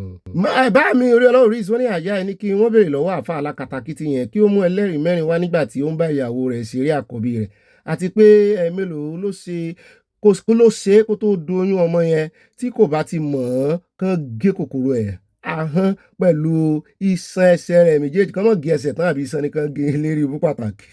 Orí ọlọ́run is from Dallas, Texas. Mami mo súnmọ́ lọ́wọ́ olúwo tèmi nìkan wọ́n ní Ọ̀gbẹ́ni Bobby tèmi nìkan ẹ káalẹ́ o ẹ̀yin ẹlẹ́nu kàríkà sọ ẹni kí Ìgbòho lọ láì gba àṣẹ lọ́wọ́ ìjọba ìkànnì ọmọ ọlọ́mọ lódùn ránṣẹ́ dé tòrutòru èyí tó lọ ṣe ní gàngàn kí lẹ fi san fún dàárọ̀ Bobby mi yọ jẹ wọ́n fi ń bú ní ìsinyìí ẹlẹ́nu rúru bí omi òkun ti wò ó fi ń bú ni wọ́n mo rí pineapple jàre wọn mẹ́jẹ̀ rí jẹ kíwìsì. Bẹ́ẹ̀ náà ni ẹja wa yà lọ́dọ̀ Abíọ́dún Sínáwọ̀ mọ́ mi dáadáa wọ́n ní ó yẹ kú ètò Ọlọ́run ní tòun ẹ̀sìn kú bó ṣe ń lọ nílùú Nàìjíríà. Wọ́n ní ṣé olórí kejì ló ní wọ́n fọ́ọ̀sì òun láti rìpẹ́ǹtì kò sí lọ́wọ́ ẹni tó jẹ̀bà tí kò sanwó tí kò síwọ́ ìwé ẹni tó fi ẹ̀gúsí ṣe námọ̀ ni àmọ̀mọ̀ èyí ti ọbẹ̀ yẹn o tí ò bá ti sọ lọ́wọ́ àwọn bá mi àti mọ́ mi wọ́n wá di ẹ̀gúsí tàbí kán ra olú ìgbà tí mo dàgbà ni mo ṣe ń gbádùn olú kékeré ẹ̀ fòlù sẹ̀ràn mọ́ bá mi tún máa ń ṣe nǹkan kan wọ́n gé ilá ńláńlá wọ́n fi sẹ̀ràn nígbà tí nǹkan ò bá sí. Ẹlẹ́yàmí òun happy birthday dádì wa Adébáyọ̀ Akíngbàlà many happy returns àmì náà bá ń fi kíìsì lé àjọ kín ni o. Mami Oyèmí Sàláù mo ti wọ́n yín bẹ́ẹ̀ náà ni mò ń wá mami Yẹmí Ìgè náà wọ́n ní mo kí yín Ọ̀gbẹ́ni Bobby àti gbogbo ẹbí aláyọ̀ àáfàá tó ń sọ̀rọ̀ yìí àwọn ní bandit ìgboro ni wọ́n ṣùgbọ́n gbogbo èpè tí àwọn alálẹ̀ ṣiṣẹ́ fún wọn máa lẹ̀ mọ́ wọn lára Yorùbá nation no going back. At Comfort Adélẹ̀ wọ́n ní ó ga ọ ẹni tó bá fẹ́ yàwó tí yàwó ẹ̀ ò rọ́mọ bí Tinubu ló fà á ẹ ṣọ́ra nǹkan tí búbù sọ lásìkò tiẹ̀ náà rèé o ẹ wò ó just divide the country and let's go our own way. Àmọ́ mi ẹ wá wo bẹ́ẹ̀ ṣe kọ òyìnbó yẹn kó lọ rége kẹ̀kẹ́ ológeere lẹ kọ òyìnbó sí ẹ wò bẹ́ẹ̀ ṣe bá ń kọ Yorùbá ẹ mọ̀ ya improve o. Bẹ́ẹ̀ náà ni mọ́ mi mọ́kànjú ọlá ní fòwòsí wọ́n ní òbí Ìgbòho kàwé ṣùgbọ́n ó ń gba àwọn tó kàwé ṣiṣẹ́ o adúpẹ́ lọ́wọ́ Ọlọ́run Oòduà nation no going back wọ́n tẹ lọ́ọ̀sì ya mọ́mí Ayọ̀ Texas USA. At Ọlọ́ládé Adéyẹmọ wọ́n ní Ṣèyí Mákindé tí ó gbà fún àwọn Sunday Ìgbòho tó jẹ́ ọmọ Ọ̀yọ́ ṣùgbọ́n ó wá ń bẹ very dark man ẹ ò rí wípé ibi tó bàjẹ́ ibi tó bá yẹ náà fẹ́ kó ibi tó bá yẹ kárí ọgbọ́n àgọ́ la bá ń bẹ̀. Mami Stella Odele wọ́n ní happy birthday bàbá Báyọ̀ Akíngbàlà many happy returns o long life and prosperity wọ́n tẹ lọ́ọ̀sì o àti àyẹ̀yìn náà tẹ lọ́ọ̀sì o àti kéèkì. Bẹ́ẹ̀ náà ni mo rá àwọn kọ́mẹ́ǹtì kan mo rí ti mọ́ mi olórí Sadélótò ṣùgbọ́n mi ò rí láàrin àwọn kọ́mẹ́ǹtì nígbà tí mo fẹ́ screenshot bẹ́ẹ̀ mo rí as notification lórí fóònù mi ń jọ bẹ́ẹ̀ ni pé YouTube tó ti change style tó fi ń kọ kọ́mẹ́ǹtì mo ń rí táwọn kan ń kọ́ látòrí YouTube page wọn channel wọn tí n bá sì ti dáhùn sí tí mo ti like ẹ̀ báyìí yóò pòórá ni tí n wá lọ wá lábẹ́ kọ́mẹ́ǹtì gangan ní abẹ́ fídíò mi ò rí o. Ó dá o ẹ káàbọ̀ padà o bó lójú ọjọ́ lọ́dọ̀ yín só ń lọ bá a ṣe kọ̀wé rẹ̀ só ń dojú ọwọ́ bó ní wẹ́dà yóò bá a lára mu láṣẹ Ọlọ́run Èdùmàrè bó sòjò bó sọ̀dá nǹkan kan ò ní sẹ̀mí wa pírí lologo ń jí àwọn yìí náà báyìí ni bí wẹ́dà bá ṣe ń dé àánú mọ̀ change wẹ́dà ẹ wá nǹkan jókòó lé ẹ wá nǹkan fìdílé ẹ wá nǹkan tẹ́ mọ̀ sọ̀rọ̀ àjìjà bẹ́ẹ̀ náà ni kẹ́ ẹ wá nǹkan olómi tútù ó sì ṣẹlẹ́yìn dòdò ní tẹ́ mọ̀ fi tì sọ́n bó sì ṣe olówó ń fa dòrò lifting tea ní jẹ́ bẹ́ẹ̀ ẹ mọ̀ fi sọ̀rọ̀ àjìjà kí n wá mọ̀ gbé yín débẹ̀ nínú gbogbo ìròyìn tá ti mẹ́nubà kò rí ìròyìn àfẹ́ lójú báyìí o torí akàndá mi tútù wájú ni o afẹ́ tẹ̀lẹ̀ tútù báyìí ilẹ̀ òní gbóná mọ́ wa bẹ́ẹ̀ náà ni bọ́ bá dilẹ̀ bó bá dénú yín báyìí bá yọ ẹ mọ̀ bá pín fáwọn olólùfẹ́ yín ẹ mọ̀ bá pín fáwọn olólùfẹ́ yín ó yá wọ́n jẹ́ kí ọ̀rọ̀ flu yìí ọ̀rọ̀ wẹ́dà yìí ó ní agbára alákọ̀ọ́kọ́ ń bẹ̀ jẹ́ àkọ́kọ́ yà ní ọ̀dọ̀ arákùnrin tó lóun fẹ́ jẹ́wọ́ orí òkè jẹ́wọ́ ẹ̀ṣẹ̀ rẹ̀ lógún o wípé kán jẹ́ kóun sọ owó tẹnu òun ẹ̀gbọ́n òun tóun dè mọ́lẹ̀ bóyá búrò rẹ̀ sì ni arábìnrin rẹ̀ sáwọn ọmọ ìyá ọmọ bàbá níyàn ó ní báyìí kàṣà báyìí káwòdì o ẹ mọ́ gbẹ̀jọ́ ẹnìkan dájọ́ torí yóò bá wọ́n sọ̀rọ̀ mọ́wùlẹ̀ pòwe ń bá mọ̀wùlẹ̀ pòwe Yorùbá fún wa ń bá gbọ́jọ́ ẹnìkan dájọ́ àgbà òṣìkà ni a fẹ́ mẹ́rin tó jósìkà láàrin ìwọ àtàwọn tán mú ọ àti sísítà rẹ tó dè mọ́lẹ̀ fún 2 years àbí 4 years fún more than 2 years ó ń lọ 4 years ó sì dè mọ́lẹ̀ sí ò jágbófinró ẹ bá ń tẹ̀sí. How old are you? I'm 48. From where? From Anambra State. So what happened? What brought you to this place? What brought me to this place is for the problem that I have with my sister. What's the problem? My sister is my younger sister. She came back from village from about 13 years ago. She came back from the village to my house. She don't even ask me whether she will come. All of a sudden, she just come to my house. What is the problem? She said, no, you just want to stay with me. I said, but you not even tell me. He's supposed to tell me that you are coming. He said, just like that. So he said, and so he lived with me. He started living with me. All of a sudden, her character changed. Although we know that he's kind of person that will have stubborn character. Okay. So when her character changed, she began to misbehave. Sometimes she will come back. If she go out, she will come back very late in the midnight. I said, what is that? Do you see anybody that will come back by this time? He said, you saw people. By 1, 2 o'clock, she will come in very late. I said, okay. What is that? This is not the way. I know that you are someone person, but this behavior is so strange. So what did you do now? Let's make it because the senior is going on. So what did you now do to her? So now, I don't know those changing of character. That is not a normal changing of character. She started developing serious mental disorder. So I called my brother, tell them that this girl is don't develop a mental problem. So we try to hold her. We buy some drug to give her. She took some drug. So that I think that was about 11 years, because you come about 11 years ago. You come about 13 years ago. So she began to. We start buying drug because she's not in again. So before you know it, she will not be living in my house. What did you now do? She will go to East Bush and leave, coming whenever she want to come. All of a sudden, she come back with a pregnant. What is that? Who pregnant you? Sometimes she will laugh and go. So I'll tell her. I give her one of my room. Begin to stay even that time when you come. She did for my room, but she no longer stay. She no longer staying with that room that I gave her. What you going to do? So now, what I do that I call my brother when she don't pregnant. Later, I call my brother. We started for solution. Then before then, she don't born. Then we take before she even born. I take her to this massacre site. Then where they do deliverance for her. We come back. The thing continue. I still go down to this after massacre. Very far distance. Why did the police arrest you? It's okay. Yes. So now, why police arrested me? Before them, I can do some arrest because we go to this. Tell the police all of that, but for us now, tell us what did you do that made police now arrest you because of your sister? What made police to arrest me is I tell her because she can go whenever I come and come back. Sometimes she will not come back. Where did you tie her? I tie her for a year and 2 months. Where? In my house. In your house? In my house. At Papi. When you discover say she get mental, do you take her to hospital? I took her to hospital. Was there any test that was conducted? Yes, sir. Yes, sir. There's evidence. So the doctor told you to tie her in your house? The doctor not tell me, but we are as we tie her, we begin to give her those medication that prescribed by us. By me. So tell me, there was a story that your sister and yourself were involved in a business. Part of the reason some of your neighbors said the reason why you tie her up for over 2 years now is because people were involved in the business, and when the money came, you wanted to sideline her. That was the reason you tied her up. How true is this? What business were you doing? I'm a businessman, a cement seller. So you see, whoever that say that my hand is involved in any kind of business, kind of charm or whatever, it's a lie. God. You did the cement business with her. When the gains came, you didn't want her to get her own share. No. She's not doing business with me. She just stay for my house. She doesn't do any business with me. No, her business she learn a saloon. That's her business. She's not doing any business with me. When I was doing my business for past 20 years. Was there any time she assisted you in selling any cigarettes? She's not assisting me if anything. She don't come to my house and I stay my house. When the mental disorder never come very well. She learn this saloon. Do you know it's a crime that you have tied her? Do you notify your uncle, your brother, before you go to their house as African person, Nigerian person? Do you notify your uncle that I'm coming to come to your house before you take permission? Is that one happening in Nigeria? I told many people, even all my neighbors, they know that she's with me. I check her. You said she did not.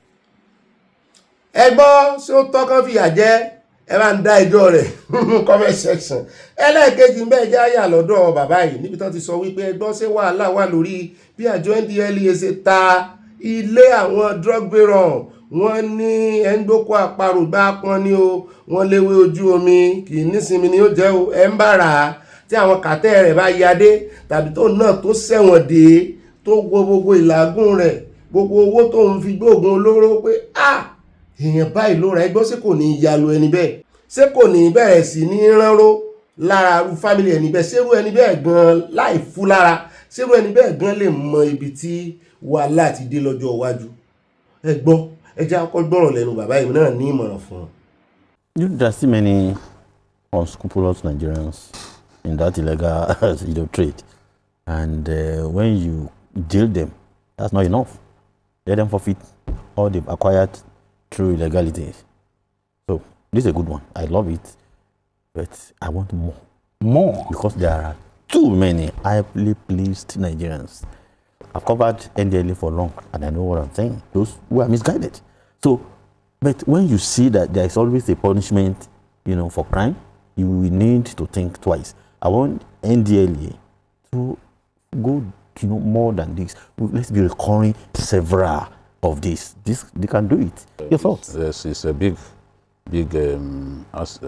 success in terms of asset forfeiture for those involved in drug trafficking, and it sends the right signal that look, you can get involved in illicit drugs, you can make so much money, but once you are caught, the long arm of the law, once the long arm of the law gets hold of you, you are going to lose all of those proceeds of crime. And the NDLEA has been very successful at this, but this is particularly big. Somebody, losing an hotel valued at 5.9 billion, a 6-story hotel in Victoria Island, is very, very significant. You can imagine how long it must have taken them to build that hotel, and in one day, by the stroke of the pen, gone. You lose it. So I think it's good for us to punish wrongdoing in this way, and even corrupt people in government. Once they are found to have stolen from the rest of us, this is what should happen to them. Let them forfeit what they have stolen, and they should not waste time in selling off through competitive bidding those houses that they built from proceeds of crime. So we are talking about drug trafficking and illicit drug business.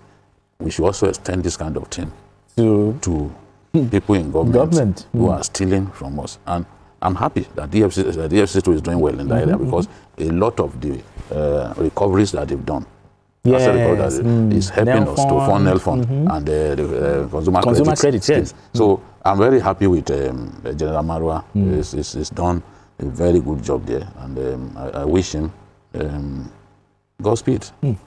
Ó dẹ̀ káàbọ̀ padà náà lẹ ti gbọ́ yẹn ní tèmi èmi ò ní rarú ẹ̀ o ọ̀sán jù bẹ́ẹ̀ lọ kódà kan já owó rẹ̀ wálẹ̀ kan náà fẹ́ tà ní quarter of the money èmi ò ní rarú ẹ̀ o ṣùgbọ́n èmi fẹ́ dá lábàá wípé àwọn àjọ ọ̀tẹlẹ̀múyẹ́ tàbí ẹni àjọ agbófinró tán bá ti confiscate irú ilé tán gbẹ́sẹ̀ lé àwọn ilé tó lámìlaka tó yìí tó dúró déédéé tó yìí ilé billions mo ní àwọn àjọ ìjọba ló yẹ kán mọ́ fún kò sì ní jẹ́ àjọ ìjọba lásán yóò jẹ́ àwọn tó jẹ́ wípé wọ́n ń gbófin irú bóyá tán níbọn tán lò bọ́n wọ́n lè àjọ NDLEA fúnra wọn gan lè mọ́ lò ó àwọn èèyàn ó gun àbí kán fún àwọn DSS tàbí kán fún àwọn tán sáà kan náà lè dúró déédéé ló yẹ kán fún èmi fọwọ́ sí kán mọ́ tà fáwọn aráàlú bí ìgbà tán fẹ̀mí wọn wíwu ni o ẹ jẹ́ wá sáré yà ní Plateau níbi tí wọ́n ti sọ wípé àwọn operation lasting peace wọ́n bá parí ìjà láàrin herdsmen darandaran àtàwọn àgbẹ̀ wọ́n wá fi 1 million naira ṣètò àwọn àgbẹ̀ 10 sódà bẹ́ẹ̀ program kan nù ní BCOS láyé ìgbà náà ṣé kò yẹ kán gbé wọn lọ sí sódà bẹ́ẹ̀. Only a dispute over farmland destruction in Riyom local government area of Plateau State has been resolved following the intervention of security operatives and community stakeholders, with herders agreeing to pay 1 million compensation to affected farmers. Farmers mélòó. Wọ́n ní security sources said troops of Operation Enduring Peace, OPEP, Sector 6, responded on June 16 at about Anani, lọ́sàn 12 p.m. to report of destruction of farmlands belonging to Mr. Inyip Yakub Badung and other 10 farmers. Mọ́kànlá ni ẹ o lápapọ̀. Ní Sop village. Upon arrival at the scene, wọ́n náà fojú àwọn rí kòrò báyìí. Mójú àwọn ojú àwo làwọ́ fi gbọ́bẹ̀ pé àwọn rí àwọn màálù tán jẹ oko tán ti boko jẹ́. Following the development, security personnel facilitated a peace meeting between representatives of farmers and other leaders in the area to prevent escalation of tensions. At the end of the engagement, both parties agreed on a compensation sum of 1 million naira to be paid to the affected farmers. Kì í ṣe to each one of them o, tó wá jẹ́ each one of them 11 million ni ó jẹ́ o, mọ́kànlá ni wọ́n lápapọ̀. Wọ́n ní 1 million naira, wọ́n lẹ́gbẹ́ magman sì fọwọ́ sí wọ́n fòun tẹ̀lú ìyẹn ẹgbẹ́ àwọn mìíye tí a là. Náà ọmọ Nàìjíríà bá bẹ̀rẹ̀ sí ṣépè fún wọn wípé ń tẹ́ rò pé wá àlàáfíà sí pé ìjà ni ẹ fi wálẹ̀ pé pẹ̀lú bó ṣe wà yẹn gan 1 million yẹn gan wọ́n ní kò lè kò dénú àwọn darandaran. Wọ́n á yù wọn ayòrò rẹ̀ tàbí kán wá padà kó màálù lọ wípé kí màálù àwọn kúkú jẹ́ tán wọ́n ti san 1 million. Kódà kò jẹ́ tòmátò náà ń gbìn lórí ilẹ̀ yẹn, kódà kò jẹ́ ata àbí kí ló kéré jù tán lè gbìn náà lẹ́yìn wọ́n gbìn inú ilé, kó kéré kó mọ̀ ju 1 plot lọ, àgbẹ̀ mọ́kànlá èlé ló náà pin náà.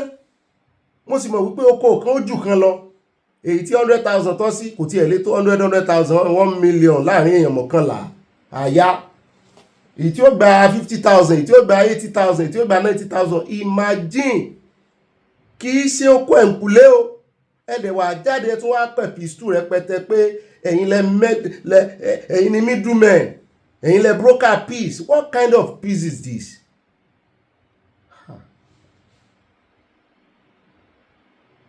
Ó dá níbẹ̀ já wáyà lórí òkè jẹ́wọ́ ẹ̀sẹ̀ rẹ̀ ń bàdàn. Àwọn tí wọ́n wà nídìí ìjínigbé àwọn ẹbí Adélabú wọn náà ti ń jẹ́wọ́ báyìí, wọ́n sì ń wá kan nú wọn o tí wọ́n ń fẹ̀sùn kan àwọn olóṣèlú pé wọ́n mọ̀ sí, wọ́n ní àjọṣepọ̀ pẹ̀lú wọn. Wọ́n ní báyìí àwọn tọ́wọ́ bà wọ́n ní wọ́n ti ń rojọ́, wọ́n ti ń jẹ́wọ́. Lára ìjẹ́wọ́ wọn náà ní ti mọ̀mọ́ Pẹ̀ǹkẹ̀lẹ̀ mẹ́sàn-án sọ, wọ́n lòun gangan ní tágẹ́ẹ̀tì àwọn, wọ́n ní kì í ṣe àbúrò rẹ̀. Wọ́n ní option méjì làwọn ní, option A and B, tí kan bá fèlè ìkan máa gbà pé bí àwọn ò bá rí mọ̀mọ́ gbé àwọn máa gbé àwọn ìbejì, pé kì í ṣe mọ̀mọ́ wọn làwọn fẹ́ gbé torí àwọn fẹ́ fèèyàn kan sílẹ̀ nílé tí wọ́n mọ̀ sáré owó kiri. Pé n tó fà á nìyẹn mo ní lórí àwọn ẹjẹ́ ń sáré fún yín làbárè lórí gbogbo ẹjọ́ tí wọ́n fẹnu ara wọn tò tí wọ́n sì ń jẹ́wọ́ ẹ̀ṣẹ̀ wọn ní orí òkè jẹ́wọ́ ẹ̀ṣẹ̀ rẹ̀. 4 ni wọ́n o, wọ́n nìkan ń jẹ́ solution, ìkan ń jẹ́ kodo, Kelechi ọmọ Ìgbò náà wà mẹ́ oúnjẹ bẹ́ẹ̀ ni wọ́n ti pààyàn. Àwọn méjì náà mú, ó wá ku olóró. Wọ́n ní bójúbójú olóró ń bọ̀, olóró ti sá lọ kò bọ̀ o. Wọ́n ní òun gangan lọ̀gá, òun lágbódegbà, òun gangan ló líìdì gáǹgì nítorí pé ó pẹ́ tàn ti fojú kanra àwọn ọ̀rẹ́ làwọn nígbà táwọn jọ wà ń bàdàn. Àwọn ọmọ líle gáràjì náà ni eléyìí tí ń sọ̀rọ̀ yìí tí ń jẹ́wọ́ yìí onímọ́tò ni òun ló wá jẹ́wọ́ kan olóró gangan pé òun lọ̀gá àwọn, òun ló tàwọn síṣẹ́ burúkú yìí. Ó ti pẹ́ tàn ti ríra àwọn sàdédé ló tún ṣẹ́yọ lẹ́kọ̀ọ́ ní 2025 lọ́dún tó kọjá wípé nígbà tí ó fi pé bí oṣù mélòó kan tàn ríra àwọn last ló bá pe òun wípé iṣẹ́ kan wà o pé sóun mọ ilé Pẹ̀ǹkẹ̀lẹ̀ Mẹ́sì pàápàá jùlọ ilé ìyá rẹ̀, òun ló mọ bẹ́ẹ̀ àwọn ọmọ gbèrò kọjá ń bẹ̀, òun mọ̀ wọ́n dáadáa ní ó ní ó dà ṣé àwọn jọ lè ṣiṣẹ́, àwọn jọ lè ṣiṣẹ́ ìgbà tóun wá lọ rí ló wá ṣẹ̀ wá kó àlàyé tó kó lẹ̀ fóun ṣé àlàyé ò sì kájọ òun lòun ò ṣe òun ìṣerú ẹ̀ dẹ́rẹ́bà lòun ọjọ́ tóun ti ń wa mọ́tò òun gan mọ́ gbàdúrà pé kó mọ́ pàdé ajínigbé òun ó ṣe wá dajínigbé ọ̀sán gangan òun ọmọ líle lòun lóòótọ́ ṣùgbọ́n òun ò lè débi ibi tó fẹ́ tìhùn sí iṣẹ́ tó fẹ́ tìhùn sí ti lè jù ṣùgbọ́n nígbà tí wọ́n fowó lọ̀ ọ́ tí wọ́n jíjà ẹ̀ dáadáa owó ni tọ́ọ̀nù mélòó ló ń lọ èlò ló ń pa tó bá fi lọ tọ́ọ̀nù kan ilé yìí ó lè mọ́ wa mọ́tò mọ́ títí ayé rẹ̀ owó gidi mọ̀ ni nígbà tó náà wá gbọ́ etí rẹ̀ náà bí ehoro bó ṣe wá gbà nù wọ́n sọ bọ́n ṣe gbéra pé ìyá gangan náà ń dọdẹ láti bí oṣù kan náà ti ń sọ wọn àwọn ọmọ skul bí táwọn ọmọ ń lọ àwọn ọmọ oúnjẹ tó ń jẹ gan nítorí wọ́n bá èèyàn kan tó súnmọ́ wọn tó ń ṣe wọléwọ̀de papọ̀ tí ó ń ṣiṣẹ́ bí ọmọ ọ̀dọ̀ lọ́dọ̀ wọn mo lélẹ̀ ìlágbára o. eléyìí gangan ni Yorùbá ń pè ní bíkú ilé òpa ni torí ò lè pààyàn o. olólódó gangan náà gbàdé challenge àdúgbò níjẹ́ bẹ́ẹ̀ àtolódó àti challenge àti dárúkọ challenge inú ètò lónìí náà nígbà tá à ń sọ̀rọ̀ Olúwo ó ní àwọn mẹ́tẹ̀ẹ̀ta wọ́n da nǹkan bojú o òun nìkan lòun ò da nǹkan bojú nítorí pé lòun ò wa mọ́tò ó bá da nǹkan bojú ó darí mọ́tò sínú igbó ó níbi 20 ìṣẹ́jú náà fi dúró nígbà tán dé challenge níbi tí àwọn ti dọdẹ wọn ó ní nígbà táwọn òde àdúgbò wọn náà rí tán ń bọ̀ táwọn ó ṣílẹ̀kùn báyìí tán súnmọ́ mọ́tò náà rí pé ìwọ ìyá kọ́lá wá jí gbé bàbá tiẹ̀ ráwọn ọmọ jí gbé àgbọ́ mọ̀mọ́ yín gangan arúgbó gan la fẹ́ wá jí yẹn ni ó kà á gbogbo yín lára tẹ́ fi tètè wòwò. ṣùgbọ́n ẹnìkejì náà tó jẹ́ Dáre solution òun náà tó ó sọ púpọ̀ lọ́rọ̀ ó ti ẹ̀jẹ̀ pọ̀ ga wọn sì ń wá o ó ní òun rí ṣe ń tòun rìwáyà lòun ṣe. bẹ́ẹ̀ ló sọ ó ní ojú kòkòrò owó kéèyàn mọ̀ ní àmójúkúrò ló kó bá wọn pé ọ̀rẹ́ lòun àtolóró àwọn jọ wà ní ẹgbẹ́ OPC mo là mọ́lẹ̀ àwọn jọ wà ní ẹgbẹ́ OPC ni ṣùgbọ́n wọ́n ní olóró yìí gangan náà máa kásẹ̀ láàbí mọ́ lọ́wọ́ jù wípé wọ́n ti fìgbà kan mú rí àwọn ọlọ́pàá nígbà tán wọ́n fi ilẹ̀ ṣùgbọ́n wọ́n ní wọn gbà padà nú ẹgbẹ́ OPC ṣùgbọ́n eléyìí ń tiẹ̀ ó sì wà nú ẹgbẹ́ OPC ṣùgbọ́n ó wá ó make connection ó sì ń contact olóró wọ́n sì jọ ń ṣiṣẹ́ láàbí ọ̀rọ̀ mi ń yé yín ó dà. ó wá sọ ó ní láti bí oṣù mẹ́fà náà ti bẹ̀rẹ̀ sí ajínigbé ń tòun pẹ̀lú rẹ̀ wípé méjì ló ń ti bá lòde àríyá pé ìgbà tóun kọ́kọ́ bá lọ ó fóun ní 300,000 naira mo ní ẹlẹ́ẹ̀kejì ó fóun 200,000 naira ó mọye tí ó gbà lọ́wọ́ pẹ́ńkẹ́lẹ́ ni ká ló wà successful.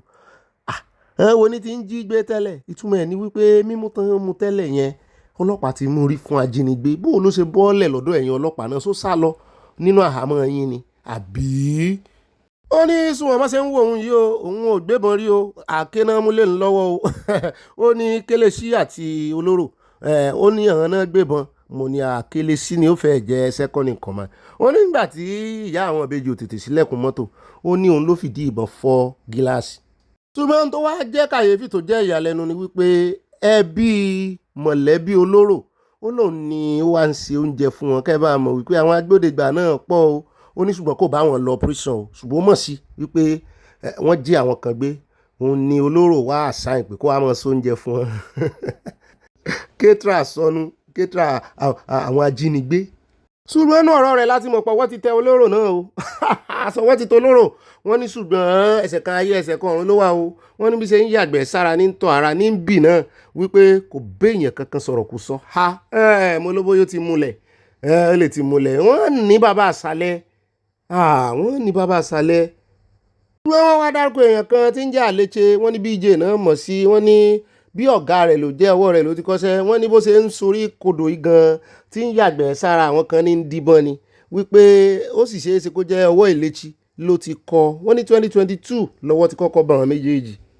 ṣùgbọ́n wọ́n ní ọgbọ́n náà ń dá o wọ́n nítorí nígbà tí wọ́n ti mú àléche ìrí wọ́n ti ẹ̀ láléche sì wà lẹ́wọ̀n tiẹ̀ ní Ogun State wọ́n ló ń ṣẹ̀wọ̀n lọ́wọ́lọ́wọ́ di 2024 àwa àmọ́ bóyá ti fílẹ̀ n ò rò bẹ́ẹ̀ ó sì wà ń bẹ̀ ṣùgbọ́n wọ́n lòun ló kọ́ ilé iṣẹ́ so wọ́n lọ́pọ̀lọpọ̀ ìgbà tán bá ti mú wọn báyìí tán bá fi kan lẹ̀ nínú wọn ìyún ni ó mọ̀ ṣiṣẹ́ kiri ogun olóró náà mú àlejò fúngbà náà wọ́n lé àwọn ọmọ wọn irú ọmọ wọn ni ó mọ̀ ṣiṣẹ́ kiri ìgboro tán máa fáwọn return bíi big don làwọn jẹ́ ní ọgbà ẹ̀wọ̀n wọ́n lélẹ́yìn náà sì rèé ọwọ́ ti bàárí ìyẹn nídìí ìjínigbé tí ìṣògùn olóró nìkan wọ́n ní bọ́kọ̀ kan ò rí jìnrìn ẹgbẹ̀rún ẹ̀ lọ ni ọ̀nà kan ò wọjà náà wọ́n fi ṣe bí oògùn olóró bàtà wọ́n bọ̀ sí di kidnapping wọ́n náà ti tiẹ̀ ti jí ìyàwó ọba jàre lẹ́kọ̀ọ́ wọ́n náà ti jí gbérí tó jẹ́ pòǹdó náà gbé lọ tọwọ́ ti bọ̀n wọ́n ní sóò wọ́n máa díbọ́n bí ẹni tí ó kú tó ní tọ́la pé wọ́n máa díbọ́n débi tán máa gbé wọn délé ẹjọ́ ni o tí adájọ́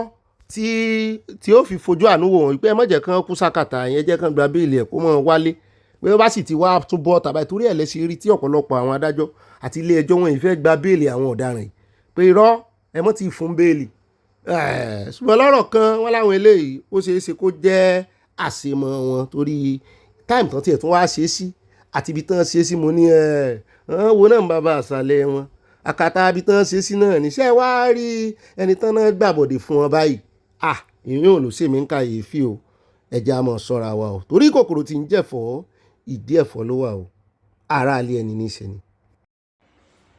ẹ wo ó tojú sú mi o ń tèmi wá ń béèrè ní wípé bẹ́ẹ̀ náà ni wọ́n tún sọ wọ́n ní wọ́n ti mú kan nù wọn rí ǹjẹ́ ìṣe 2022 báwọn tán náà fílẹ̀ tó sẹ́wọ̀n kí ni bóun náà ṣe fílẹ̀ wọ́n ní kárẹ̀ ìbéèrè lọ́wọ́ àwọn agbófinró tó mú mo ní ìbéèrè ńlá nìyẹn o ìbéèrè ńlá nìyẹn o gbogbo nǹkan náà bálákàtà wọn náà gbogbo nǹkan bá sì dárúkọ kán make sure pé àwọn rí ẹ̀rí o kán má fi ṣe political witch hunt ẹ̀bẹ̀ táwọn ń bẹ̀ yẹn ẹjẹ́ àtẹ̀wájú àròjọ mùsùlùkùn ẹjẹ́ àyà lọ́dọ̀ Mr. Oshiomhole ọ̀rọ̀ rẹ̀ méjèèjì bí láti lò ó wọ́n ní Oshiomhole ti make U-turn o wípé òun ò sọ pé wọ́n forge signatory nígbà tó fẹ́ suspend Natasha o àwọn yẹn bá ní ṣìṣe ní mú o Senator Adams Oshiomhole has clarified his earlier comments on the controversy surrounding the suspension of Senator Natasha Akpoti-Uduaghan, denying that he alleged or accused that signatures of lawmakers were forged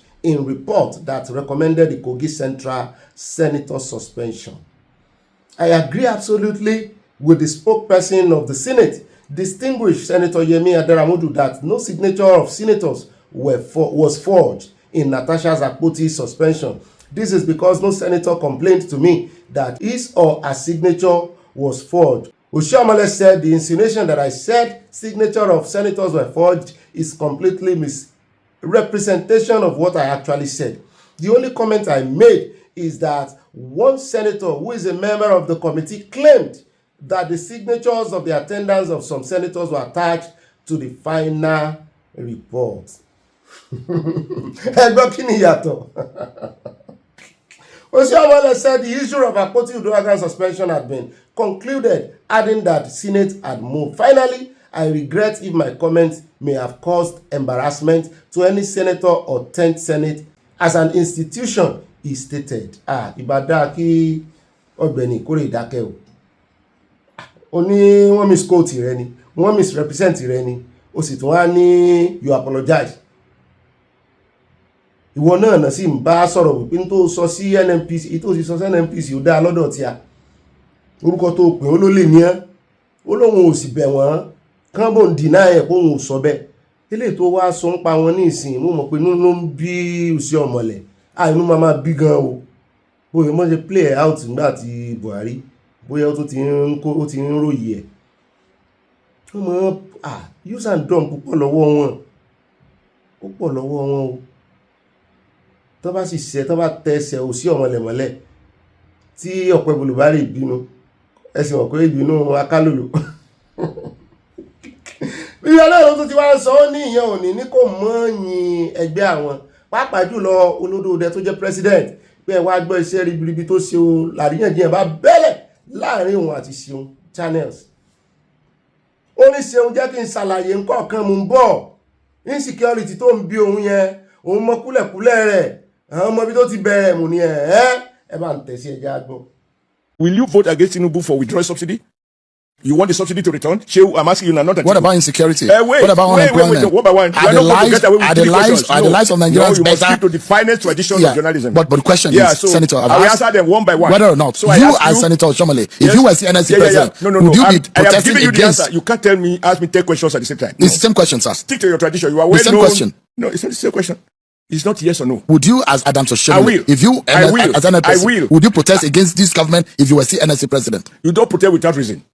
So you think protest is only what you protest for specific reason. Number two, so I ask you, will I be protesting now against the withdrawal of subsidy? I will not protest because that's why I reminded you that I have supported the withdrawal. So I cannot protest against the man who had the courage to do what other people could do.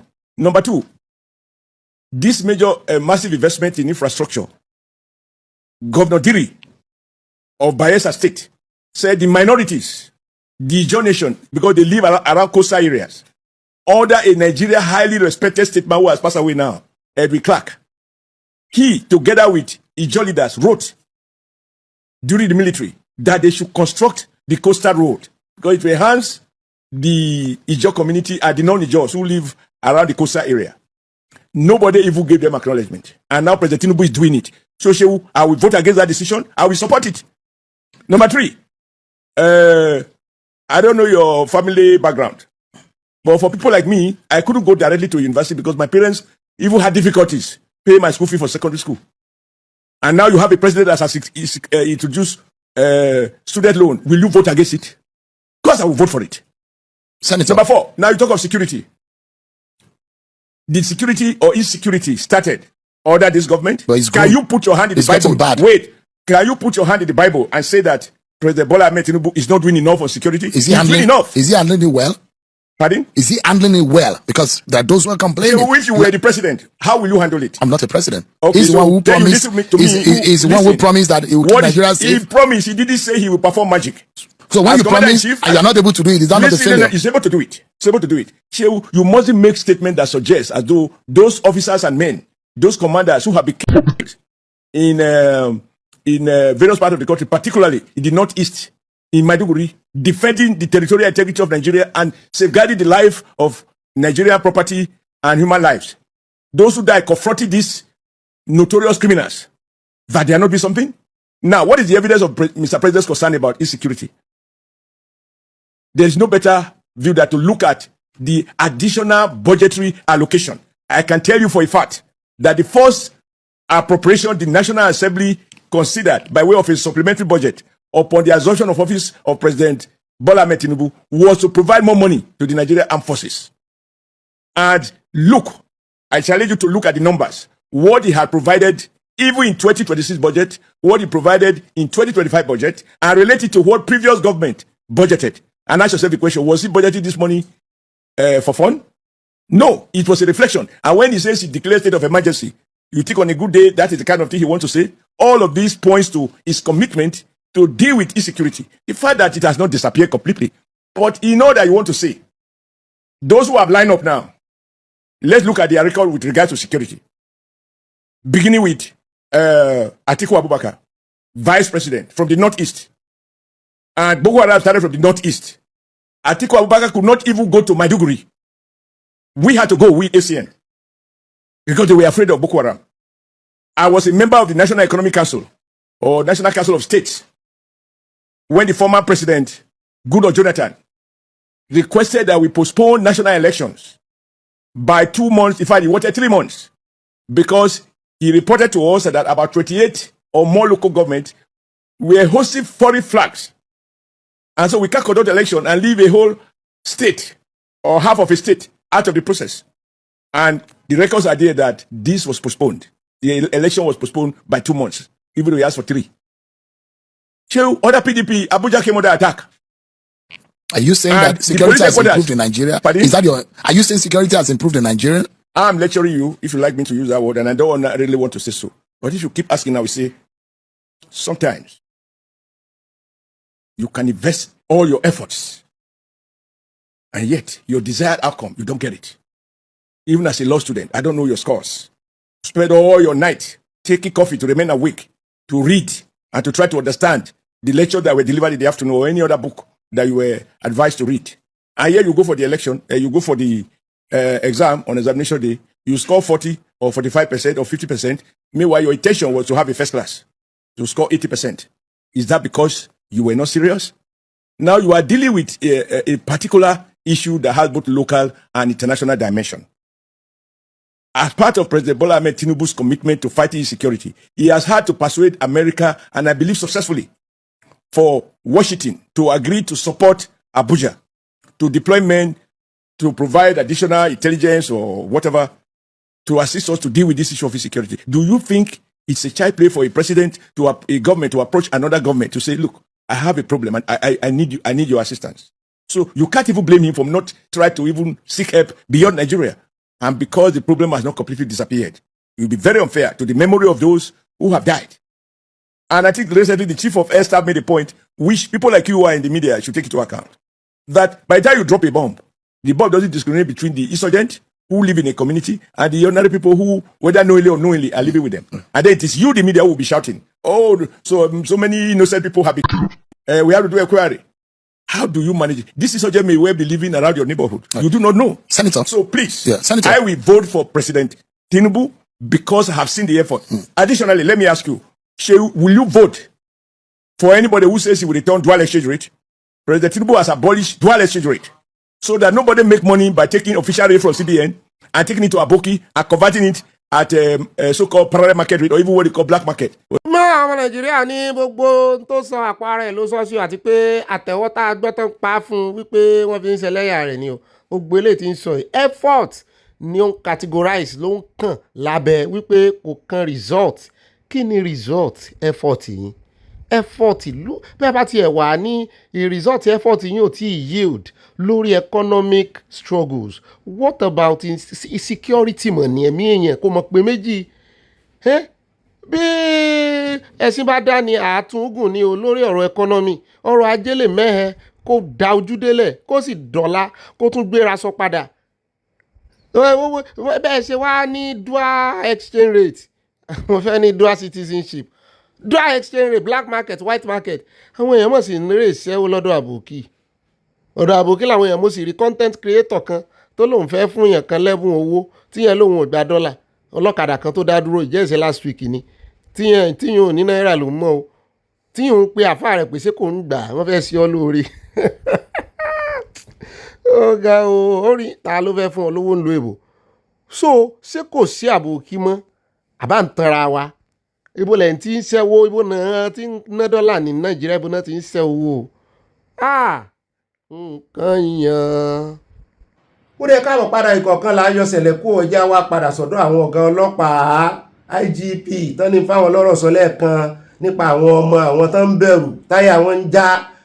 Ẹ mọ̀mọ̀ ní BP lórí ọ̀rọ̀ yìí o wípé torí pé wọ́n fẹ́ dá state police lẹ̀ àyá nínú òun dùn torí wípé competition tá à ń sọ̀rọ̀ yìí pé tán bá ti ní competition wọ́n máa léra wọn léré kí ló ń bà yín lẹ́rù pé kò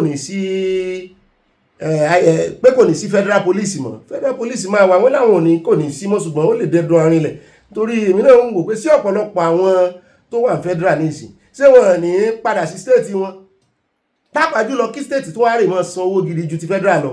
Àwọn competition tá à ń dúró dé nìyẹn tàbí kán kó ìbọn gidi fún wọn lọ́wọ́ state kán wọn gbádùn ká sọ wọn neat. Mo ní ara ń tà ń retí nìyẹn ẹ bá tẹ̀sẹ̀ ẹjá gbọ́n tí IGP fi dán lóhùn tó fi mọ́kàn wọn balẹ̀. I am aware that many officers and men have questions, concerns, and in some cases, genuine anxiety about the development many may think for the future of the Nigerian Police Force and for your individual careers. As your Inspector General of Police, it is important that I address this concern directly and provide as much clarity as possible. Let me begin by assuring everybody here today that there is no reason to panic at all. The creation of state police does not mean the abolition of the Nigerian Police Force. We remain as the Nigerian Police Force. And let me tell you something before I continue. In the past, when they are discussing matters that concern the police, a number of times, we the police do not take part in it. We leave it to them to decide our fate. That is why we are complaining today. We do not have a scheme harmonizing our job. That is why a lot of allowances that we are supposed to get, we are not getting it. I want to let you know that we have finished the scheme and we are taking it to the president to approve it. After it is approved, our condition of service will improve. Ó dé káàbọ̀ padà ẹjá wáyà lọ́dọ̀ bàbá yìí o lórí àtáàkì tó ṣẹlẹ̀ ní iléeṣẹ́ NIPSS. Wọ́n náà pèèyàn mẹ́ta ń bẹ̀. Mo lé mi ò tún gbọ́ ilé igbó ló ṣẹlẹ̀. Wọ́n ní jẹ̀ta. Ẹjẹ́ ayé ọgbọ́n. It is unfortunate and inevitable, to be honest with you. It's an operation, and we are in something that looks like a civil war, but we cannot call it civil war for political correctness sake. So they are shooting at people, people are shooting at them. There are landmines placed everywhere. So this unfortunate incident is something that we cannot completely avoid. I think the only lesson to learn from this is that our security agencies need to be more careful and understand that the terrain on which they are operating is a dangerous one, and they need to be more proactive in order to avoid this kind of incidents. We reported the rescue of Major General Abubakar's widow yesterday, and it does show that the military can find hostages. At least they have the capacity to do that. What strategic gaps remains unaddressed, in all of this? Thank you very much for this wonderful question. The gap that remains unaddressed is getting residents and people to be more vigilant, giving them the tools and knowledge on how they can be vigilant, and reporting incidents to the relevant security agencies without any hindrance. That is the area where we need to work. Look at how many days it takes for them to know that. It's not as if they didn't know where they were the moment this happened. It's just that the issue of collateral damages is something that they try to avoid, and unfortunately, it's taking far, far longer than it's supposed to take. We even while considering avoiding collateral damages. ó dáa fẹ́ pọ́n bẹ́ẹ̀ ọlọ́pàá mẹ́ta anágbẹ́mí mi IED ló pa wọ́n, àwọn mines tán ti rì bọ abẹ́ ilẹ̀ ẹ rí bí kan nínú wọn láwọn ọlọ́pàá yẹn wọ́n sì yọ̀ kan jáde lábẹ́ ilẹ̀ ẹ rí pé bottle water gan tán ti mú tán náà kó kinní yẹn sínú. Kí làwọn afẹ́ sí ó yẹ káwọn ọlọ́pàá wa náà ó yẹ kán ronú kọjá gbogbo ohun tán ń ṣe fún wọn yìí o. ẹ wo eléyìí tó ṣẹlẹ̀ lánàá ní ìsìn káwọn náà fi IED lẹ́ẹ̀dẹ̀ wọn bẹ́ẹ̀ kán ti mọ̀ kí wọ́n máa padà wá kó tiẹ̀ jẹ́ kámẹ́rà lókè àwọn fẹ́ mọ ibi tán ti ń jáde wá tán ti ń wọlé padà. wọ́n gbọ́dọ̀ fi ọpọlọ sí kinní yìí o kánmọ̀kàn mọ́mọ́ lùsì ẹ̀mí ara wọn ẹnìhà o. ẹja tẹ̀wájú àwọn mẹ́ta náà ti gbé sínú ọbẹ̀ yẹn. ó dá káàbọ̀ náà ló wá dífá fún nàìjíríà ti tọ́jú BKO wọ́n ní kúlèrè ẹ̀ṣẹ̀ fún gbogbo ajínigbé àní gbogbo ara àwọn kọ́ ẹ wo body language àwọn inú ń bí àwọn vituperate láti inú àwọn sheik pé ẹ má bọ́n dámọ̀ràn negotiation mọ́ pípa ni ẹ pa orin tẹ́ ẹ máa dá fún wọn nìyẹn ẹ pa wọ́n ní gbogbo àwọn agbésùnmọ̀mí is on head ó ń rùn létí àti gbogbo ẹ̀yin ọmọ nàìjíríà pàápàá jùlọ ọmọ Ìgbò tẹ́ǹtanu àkùbù bá iléeṣẹ́ ológun wípé wọn lè gba ọkọ arábìnrin yẹn lẹ́yìn former spokesperson iléeṣẹ́ ológun kú sákàtà wọn wá ní ṣe ni wọ́n lọ kówó lé àwọn agbésùnmọ̀mí lọ́wọ́ kan mo ní wọ́n mọ̀ ní arábìnrin yẹn ń bọ̀ tẹ́ ń sọ pé wọ́n san ransom gbálẹ̀ wọn nàìjíríà wọn náà máa sọ wípé adégún àná náà máa ládé ògùn mọ́ ẹ bá ń tẹ̀sí ẹja gbọ́ àlàyé BKO. I've never seen people this wicked and animalistic like these bandits. And that's why they don't deserve to live. We have to deal with them the best way that we can. Because how do you, even after the man died in your hands, you still held on to the wife? And these guys, they are not human. They are not human at all. I almost didn't believe the story that the woman was still with them. Because ideally, after the man had died, you should have at least let the woman go. So if not for this effort by the military, during which the bandits shot at the woman, and the woman was bleeding. Yes, I saw a picture of the woman when they were trying to stabilize her. They reluctantly let her go. If not for the offensive pressure that they faced in that Tunga forest, they would not have released her. Come on, I don't understand. I don't understand. This is the time to show zero patience about this matter. The rate at which bandits are going, they are behaving like they are untouchable, that no one can bring them to justice. We have to show that nobody is bigger than the state. That's true. Non-state actors should not be treating us like this. It's absolutely uncalled for. They must get him and other people like him and bring them to justice. Yes. Whatever it costs, we have to do it. ó mà ṣe ó ká wọn lára ó ti sú wọn mo ṣe ń wò wọn ìwọ́n kàn ń pariwo ni ó ń yàn lẹ́nu pé kí ló dé tíjọba ń rìn dín báyìí irú táìmù tán dẹ̀ lé mú rèé táìmù tí kò sí èèyàn ní àkàtà wọn tán lè fi ṣe negotiation mọ́ láwọn tán mú pamọ́ táìmù tán lè dáná yá wọn rèé ẹ wá rí ìgbà ní ìsìn òun tún sá lọ mọ́ yín lọ́wọ́ inú olè wo ní wọ̀. We see so it's both a victory and a warning because we need to look at it beyond the tactical success in getting her out. Fine. We are happy she's out. But why are we having this virtually every time? You can see that the one is that we started from a situation whereby the bandits and other criminal elements targeted market women, civilians, then we moved to school children and all of that, mostly civilians, soft targets. Now, look at people with high professional, backgrounds, targeting them, top military, brass, money elites and all of that. Àyà orí wo ló ń kọ yìí? Àìgbà ìkìlọ̀ ló ṣekú pọ̀ lọ́dẹ, wọ́n kìlọ̀ fọ́lọ́dẹ ò ṣùgbọ́n kò gbọ́. Àyà ni kì í ṣèmi ò wẹ̀lẹ̀ mọ́ ò pé kí ló tún ibo lórin ti wá. A kìlọ̀ fún wọn tó pé mọ̀kànmọ̀kàn lóye kan rí gbogbo àlàyé tí bàbá ìṣe mi ò fẹ́ lò tẹ́lẹ̀ lórí ti Bàràjídé bí ike mo ti fẹ́ dúró torí mo rí pé ó ti sún wọn. A sì sọ títí gbogbo sẹ́ẹ̀rí lọ́kàn ọ̀pọ̀lọpọ̀ wọn bẹ́ẹ̀ yẹn wọ́n sọ jáde ni o lọ́kàn wọn bus stop tó kù fún wọn náà ni pé kó ní kálukú lọ ó ti sú wọn o. Àwọn tá a sì gbé wáyé wọ́n súnmọ́ lódòdó wọ́n súnmọ́ APC wọ́n súnmọ́ ìjọba tó wà ń bẹ̀ Bàràjídé ṣe gba national award ni o tán fi ń sọ̀rọ̀ báyìí lóòótọ́ wọn criticize ìjọba yìí o ṣùgbọ́n ẹ ti mọ̀ nínú ọ̀rọ̀ wọn wípé ara ń kan wọn ara ń ta wọn wípé kí ni ìjọba ń wò ẹ mọ̀kàn mọ́ gbọ́ ohùn ẹnu wọn lásán ẹ mọ̀ bá ń wo body language wọn àwa mọ̀ wo body language inú ìròyìn o àwọn tó súnmọ́ lódòdó rèé o kò sẹ́lòmíì tó tún súnmọ́ wọn. Àìgbà ìkẹjẹ nǹkan mi délẹ̀ àìgbà ìkìlọ̀ ló ṣekú pọ̀ lọ́dẹ àkìlọ̀ fọ́lọ́dẹ ò ṣùgbọ́n kò gbà ìkìlọ̀ àìgbà ìkìlọ̀ ló ṣekú pọ̀ lọ́pàá. Mo lè kọ́ délẹ̀ tẹ́ bá gbà láì lówùúrọ̀ kùtùkùtù ní ọjọ́ kan kò sáàyè. Ó dá o ẹ káàbọ̀ padà ìròyìn méjì náà ló kù o lórí ẹ̀sìn ni àtolúwo yóò dùn mọ́ mi gan torí mo fẹ́ ṣe lálàyé ń bẹ àwọn ọ̀rọ̀ tolúwo sọ àkíyèsí tó pè àwọn èèyàn náà dá lóhùn èmi tí ẹ̀ ní kán bá ń pe ms bàbá wa sára lè wà sára rẹ̀ kó wá bá dá lóhùn ọkọ rẹ̀ nù ẹ jẹ́ àkọ́kọ́ yà lọ́dọ̀ àfáàyè ojú wọn rí rekete ojú wọn ó spẹ́ẹ̀lì peace náà sọ wípé Islam yàtọ̀ sí being a Muslim.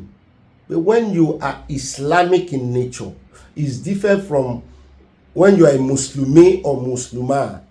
Ní ṣe tẹ́ wá ń sọ fún wa ní wípé èèyàn lè jẹ́ Mùsùlùmí kó má pa èèyàn. Wọ́n ní bẹ́ẹ̀ ni wọ́n ní lọ́dọ̀ tiwa náà ń kọ́. Kristẹni ò yàtọ̀ sí kò yàtọ̀ sí born again. Wọ́n ní èèyàn lè jẹ́ Kristẹni lásán kọ́kàn máa lọ ṣọ́ọ̀ṣì lásán. Mo ní ọ̀nà tẹ́ fẹ́ gbà yọ sí ààrẹ ẹ bá ń tẹ̀sí. Most people read Islam from the conduct of the Muslims, not from the books of Islam. See what is happening in our country, Nigeria. You go on the social media, you see how people are some people who are not informed. They may disparage Islam because of what some people who affiliate themselves to Islam, how they behave, especially the Boko Haram, the bandits, some of whom are Muslims, even though not all of them are Muslims.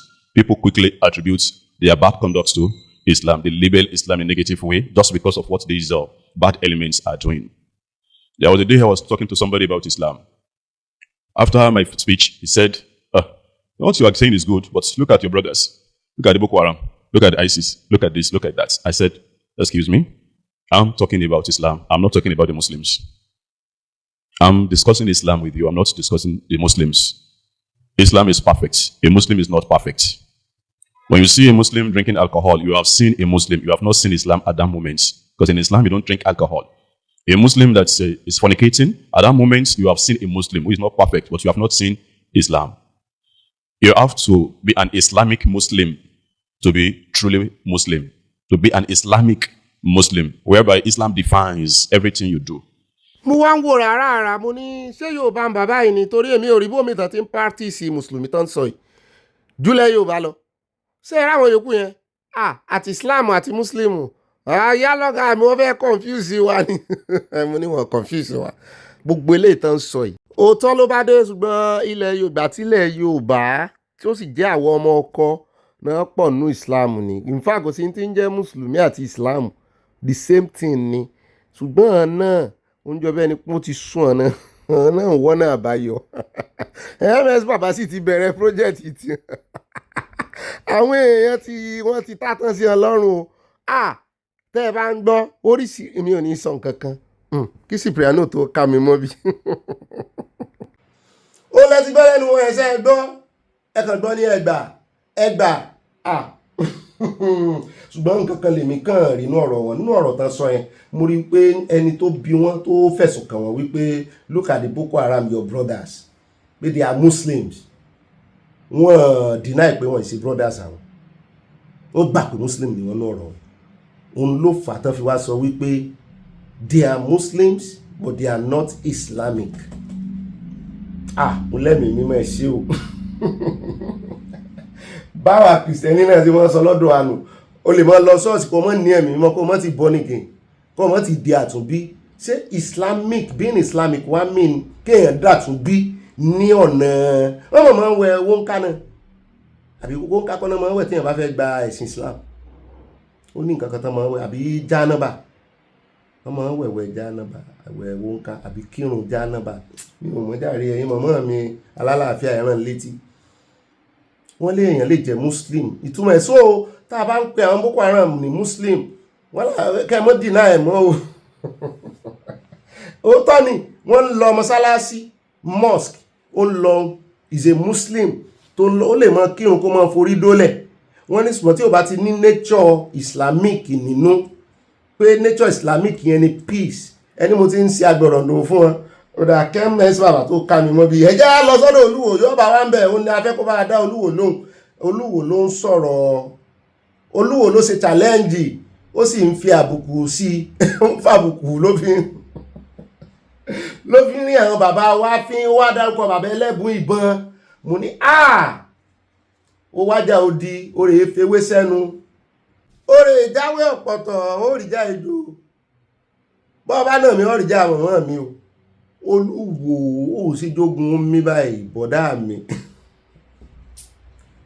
jogun omi wọ́n ní kọ́kọ́ lọ mọ̀rọ̀ sọ bá ní ó bá ṣe báyìí mọ́ sọ gbogbo ọ̀rọ̀ ẹnu rẹ̀ ṣé kò sí fáàsì kankan nínú Quran àbí ẹ̀sìn wo gan lolúwo ń ṣe ó ní mo fẹ́ fi àdírẹ́sì ẹ̀sìn wo ni ká lolúwo ń ṣe ní ìsìn torí èmi n ò rí pé tara gan irun ó kì í ká ní mùsùlùmí ni àbí Islamic sálẹ̀pọ̀ ní Islamic àbí mùsùlùmí à ń bọ̀ lórí ọ̀rọ̀ ẹ̀ mo fẹ́ fẹ̀sìn ẹ̀ nínú Quran ṣébì kan wà torí inú bíbélì tiwa bíbélì wa ní ẹni tó pa ẹnu rẹ̀ mọ́ ó pa ayé rẹ̀ mọ́ he who keep his mouth keep his life he who keep his mouth keep his life ó tún sọ ń bì kan ó ní lọ́ra láti fèsì ṣùgbọ́n yára láti gbọ́ràn ojoojúmọ́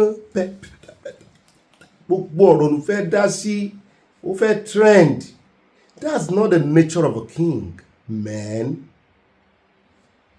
that's not the nature ẹ bá sọ tó bá jẹ́ gbogbo ẹ tí ń bá sọ tẹ́lẹ̀ tí ó gbọ́ àbá sọ o èdègbà o kàn fènìyàn jẹ́ lè mọ̀mù kò tún má dùn sẹ́ríkì ń lọ́rọ̀ ẹ pé kalẹ̀ bóyá kẹ́ wá àwọn oní inspirational talks tàbí àwọn oní psychologist kan sọ fún from this angle yeah whatever you believe in you have right to it but speak less you speak too much you speak with a full mouth you speak too láìsí oníròyìn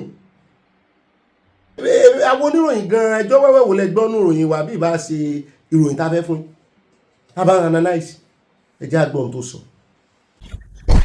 gẹ́gẹ́ bí ọba nílẹ̀ Káàárọ̀-o-jíire èmi gan ti ń sọ fáwọn ọmọ wa pàápàá àwọn àfáà ìwọ tó bá ní fìràkù àbí ìsábì tí ń jẹ́ bí idán ò nídìí láti máa wájọba káàkiri ìwọ tó jẹ́ pásítọ̀ tó ló ní àdúrà tí ń jẹ́ bí idán èmi gbà pé gbogbo ìtẹ̀yìn bá sọ fún Olódùmarè ìgbìyànjú ni ìtọ́ bá wo Olódùmarè ni ó ṣe bẹ́ẹ̀ pa babaláwo wọ́n pọ̀ nílẹ̀ Káàárọ̀-o-jíire àfi tẹ́ ẹ̀ bá ṣàánú àwọn ọmọ Odùduwà lókù tẹ́ ẹ̀ bá ṣàánú àwọn ọmọ Káàárọ̀-o-jíire ńlọ máa wá kí president tàbí governor tàbí ẹnìkan láti sọ fún ọ pé kó o ran ọmọ Yorùbá lọ́wọ́ kó o dìde bẹ́ẹ̀ ẹ má ti ẹ̀ wo tèmi pé mi ò gbà pé Ògún lè ṣe nǹkan kan èmi gbà pé tóògùn bá wà tó lè ṣe nǹkan ó yẹ ká máa fògùn ṣe mọ́tò ká máa fi gbogbo téèyàn bá fẹ́ ṣàfà kó fi ṣe mọ́tò kó fi ṣe ó sì jẹ́ pé ogun bí àwọn ọmọ Yorùbá nìkan lẹ́ẹ̀mọ́ halẹ̀ mọ́ ogun ló dé yìí o àwọn ọmọ ló wà nínú igbó yìí látijọ́ yìí tí ò sí babaláwo tó lè kóra wọn jọ tí wọ́n ó sígun lọ sí Oríire local government tí wọ́n lo àfẹ́ẹ̀rí débẹ̀ tí wọ́n pàṣẹ tí wọ́n gba ìbọn mú gbogbo ìbọn bandit tí wọ́n gbà mú tẹ́ ẹ̀ bá ti ṣe léyìí ẹ̀ nífẹ̀ẹ́ ọmọ Odùduwà o ọmọ Odùduwà tẹ́ sọ pé Yorùbá tẹ̀ ń jà fún ẹ̀ nífẹ̀ẹ́ wọn nu a ti mọ̀ pé ẹ̀ kàn parọ́ fáyé ni a mọ̀ pé business yìí ẹ̀ ń tajà ẹ̀ sì fẹ́ ṣùgbọ́n tẹ́ ẹ gbọ́dọ̀ lè ṣe léyìí kí bàbá àràbà Ifáyẹmí Ẹlẹ́bùbọn àti gbogbo àwọn babaláwo oníṣègùn adáhunṣe kí gbogbo yín kẹ́ dìde àwọn ọba tí láwọn ní oògùn àwọn lè mí gbogbo ẹ̀ ìsìn ló yẹ kẹ́ wà nù yàrá yín kẹ́ pàṣẹ ìsìn ló yẹ kẹ́ bọ́ sí kẹ́ líìdì ogun nugbó ẹ̀já lọ bá wọn kẹ́ sì kó gbogbo àwọn ọmọ wa wálé láì ṣe bẹ́ẹ̀ ẹ̀ ń gbọ́dọ̀ gbọ́n pé babaláwo kan tó ń halẹ̀ mọ́ ẹnìkan kan mọ́ ẹ̀ ń gbọ́dọ̀ gbọ́n pé bọ́ bá ń halẹ̀ àti mọ̀ pé ọlọ́ ń pa tó bá ń sọ pé ogun kíní wà ogun ẹgbẹ́ ẹ̀yìn ìyẹn gbọ́ ogun kíní kan tó bá wà ìsìn ló yẹ kẹ́ lò ìsìn báyìí bẹ́ẹ̀ bá ti lo ojú ti gbogbo yín àti pásítọ̀ ni o àtàfáà ni o àti babaláwo gan ni máa halẹ̀ máwọn ọmọ wa nílẹ̀ Yorùbá ìjù ẹ̀yin la fẹ́ jẹ́ kẹ́ dìde nísìn kẹ́ lọ ṣiṣẹ́ yìí kẹ́ lọ ràn àwọn ọmọ wa lọ́wọ́ eléyìí ni mo ní kí n sọ fún yín yóò dáa fún yín o ẹ̀ sùn yín o ìmọ̀ràn mi lè fún gbogbo ọmọ Yorùbá lápapọ̀. àkàtà rẹ̀ ló yẹ kó ti kọ́kọ́ bẹ̀rẹ̀ torí wọ́n ní ilé láti kẹsàn-án ròde òwe ẹyọ kan ṣoṣo tí mo ní fún un ilé láti kẹsàn-án ròde bọ́ọ̀ náà ń dánmọ ogúnlẹ̀ lábẹ́ ìṣèjọba rẹ̀ lábẹ́ ìjọba rẹ̀ mẹ́ ṣé bí ajá rẹ̀ ebi òun náà ń dá ọmọ ogun lẹ̀ kó ṣe bẹ̀rẹ̀ ń bẹ́ẹ̀ gbogbo ọ̀ràn tú gbogbo tó lòun ní tí sàásì òfin lè mú un àbí tán bá lóun sàásì ọ tó sì ní òun mọ a jẹ́ pé agbára rẹ̀ ju tán ti ń sàásì ọ lọ́nà torí bá a bá ju challenge tó ju ìbá àbárẹ̀ èèyàn kankan dìde lóòótọ́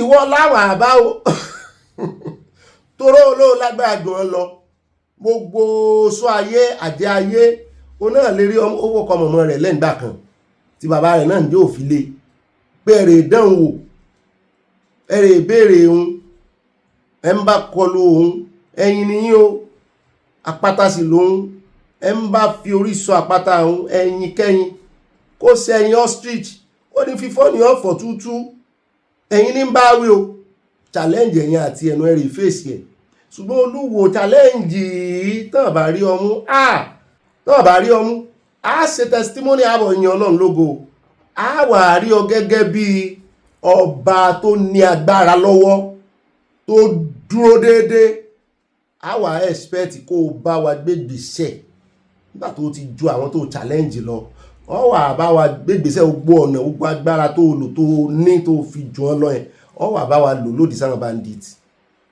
wọ́n bá challenge àwọn kan wá náà challenge ẹ̀ àbí gbogbo àwọn alágbára tó challenge ní ìsìn túmọ̀ ẹ̀ ní wípé bọ́ọ̀ bá rí nǹkan kan ṣe tolúwonú wo tí gbogbo ẹ̀yin tán challenge náà gbogbo ẹ̀yin bàbá wa challenge ńlá ni inú mi sì dùn ìsìn láàmọ́ gbogbo ẹnu táwọn èèyàn lé kiri ẹ proof ẹ̀ òótọ́ ni mo ti sọ tolúwo fún o this is the time kò sáwàwí kankan ẹ má gbégbá orókè látẹ̀lé gbogbo ẹ̀yin àfáà tẹ́ ẹ mọ èèyàn tú kódà kẹ́ ẹ mọ́ mú tìbílẹ̀ mọ́ ẹ bóde gbogbo ẹ̀yin pásítọ̀ wa I do this nínú ṣọ́ọ̀ṣì tẹ́ ẹ mọ́ gbá bọ́ọ̀lù nú ẹ̀mí tẹ́ ẹ mọ́ ṣe kọ̀ǹfù táwọn èèyàn mọ́ ṣubú ẹ wá rè bá wa dán wò nú gbó kẹ́ tó dọ́dọ̀ wọn kẹ́ tí mọ́ ju àná ìtì yín asámọ́ wò irú òdú méjì náà ní ìsìn wọ́n ilá mọ́ wò tẹ́sí báyìí tẹ́ni ó sì move báyìí tẹ́ mọ́ ṣe múfì fún wa wọ́n ti ń pe cast o wọ́n ti ń pe cast kẹ́ wá rè ṣe reality show lélẹ̀ àwọn èèyàn sì ní sọjí wọ́n ní sọjí ẹ wá ká lọ kẹ́ léwájú VDM ti fi àpẹẹrẹ rere lélẹ̀ ẹ wá léwájú ogun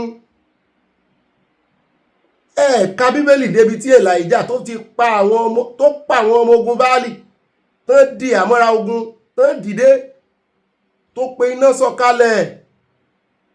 Ká mọ̀ rí wòlíì kankan, ká mọ̀ rí pásítọ̀ kankan. Ọlọ́run ò tóbi o, Ọlọ́run ò sì yí padà o. Olórin kan tí mọ̀ mi máa ń kọ, Olúwa ń ṣe bẹ̀bẹ̀ bí ìtàtijọ́, àwa la ò yìn bàbá bí ìtàtijọ́ mọ́. Olúwa ń ṣe bẹ̀bẹ̀ bí ìtàtijọ́, àwa la ò yìn bàbá bí ìtàtijọ́. Bàbá ń dábìrà, ó ń pabìrà, ń sọ bí dire. Ọlọ́run wò yín ràn báyìí pé ǹjẹ́ tó ń bá padà dé òun ó bá ìgbàgbọ́ láyé mọ́. Tí mo ti sọ kárí, mo ti sọ tó níṣẹ̀ṣe, mo ò sọ dáadáa. Ẹ̀yin oníṣẹ̀ṣe wọ́n jà tún sọ ti hàn mọ́, wọ́n ti àwọn gangan náà darí challenge sí. Ẹ jáde o, gbogbo ń tẹ́ ẹ bá lè pé ẹ pé. Ebi kan ló sọ lájọ́ sí lára àwọn àfáà tó ní bóun bá ń wa mọ́tò lọ tó kó bá tánú mọ́tò ó ní àyà tó wọn fà. Tẹ́pọ̀ ó sì kúnnú mọ́tò. Ẹ bá wá wọn jáde. Tó yẹ kí wọ́n wá wọn fojú Kwara gbolẹ̀ gbogbo ẹ̀bàrún sí yín lọrin kẹ́ wá mọ́ dìde. Ní tó máa tẹ́sì agbára yín rèé o. Àmọ́ jà pé Adépọ̀jù àti Jamiu sí o, àwọn yẹn wọ́n wà lé ẹgbẹ́ wọn bára wọn fà lọ́wọ́. Ẹ̀ntàn tí ń bà ní kán pè wá nù kó wá bá wa sí miracle. Àbí ibẹ̀lẹ̀ ti mọ̀ yóò fẹ́ Ọlọ́run fẹ́ rí kíní ìkọ́ ogun alọ́gbọ́n ní sí àwọn kó fi coronavirus kọ alọ́gbọ́n bandit kan nù. Agbésùnmọ̀ mi kan ló náà ìyún àfẹ́ẹ̀rí nílò wọlé bẹ́ẹ̀ nìbọdí ó fi kọ́ wa lọ́gbọ́n lójú àwọn èèyàn ṣe já wípé o lè mọ́ lọ ṣọ́ọ̀ṣì kó o sì wà pẹ̀lú Ọlọ́run kọ́kàn rẹ mọ́ kó o ní inú funfun àtàyà funfun tó wà lé rẹ tó sì mọ́ yin Ọlọ́run. Ṣé orí fóònù lọ́lọ́run wà? Throughout coronavirus kìí sórí fóònù làwọn èèyàn ti ń wo service tó sì jẹ́ wípé àwọn ṣọ́ọ̀ṣì náà ní ọmọ condemn fóònù ńgbà náà. Eléyìí Ọlọ́run tó fẹ́ fi já ojú àwọn èèyàn kó jẹ́ kójú wọn là kọ́lọ́run jẹ́ kí aṣọ òkèlè tẹ́ḿpìlì fàyà lójú wọn. Ẹ láti ń preach ó ṣe kókó wọ́n ti fẹ̀sìn bà nǹkan jẹ́ Nàìjíríà. Lára ogun tí ń jà Nàìjíríà ẹ̀sìn ló kó 90% ń bẹ. Bóyá eléyìí l'Ọlọ́run fẹ́ lò tí ó dárọ̀ gbogbo wọn.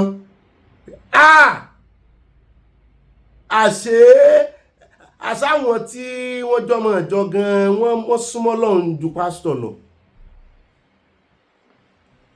Kán jáde kán mọ́ fẹnu wa mọ́ padà fún wa mọ́. Wọ́n sọ mílíkù báyìí létí rẹ̀ báyìí wọ́n sì rò wípé bó ṣe easy náà nù.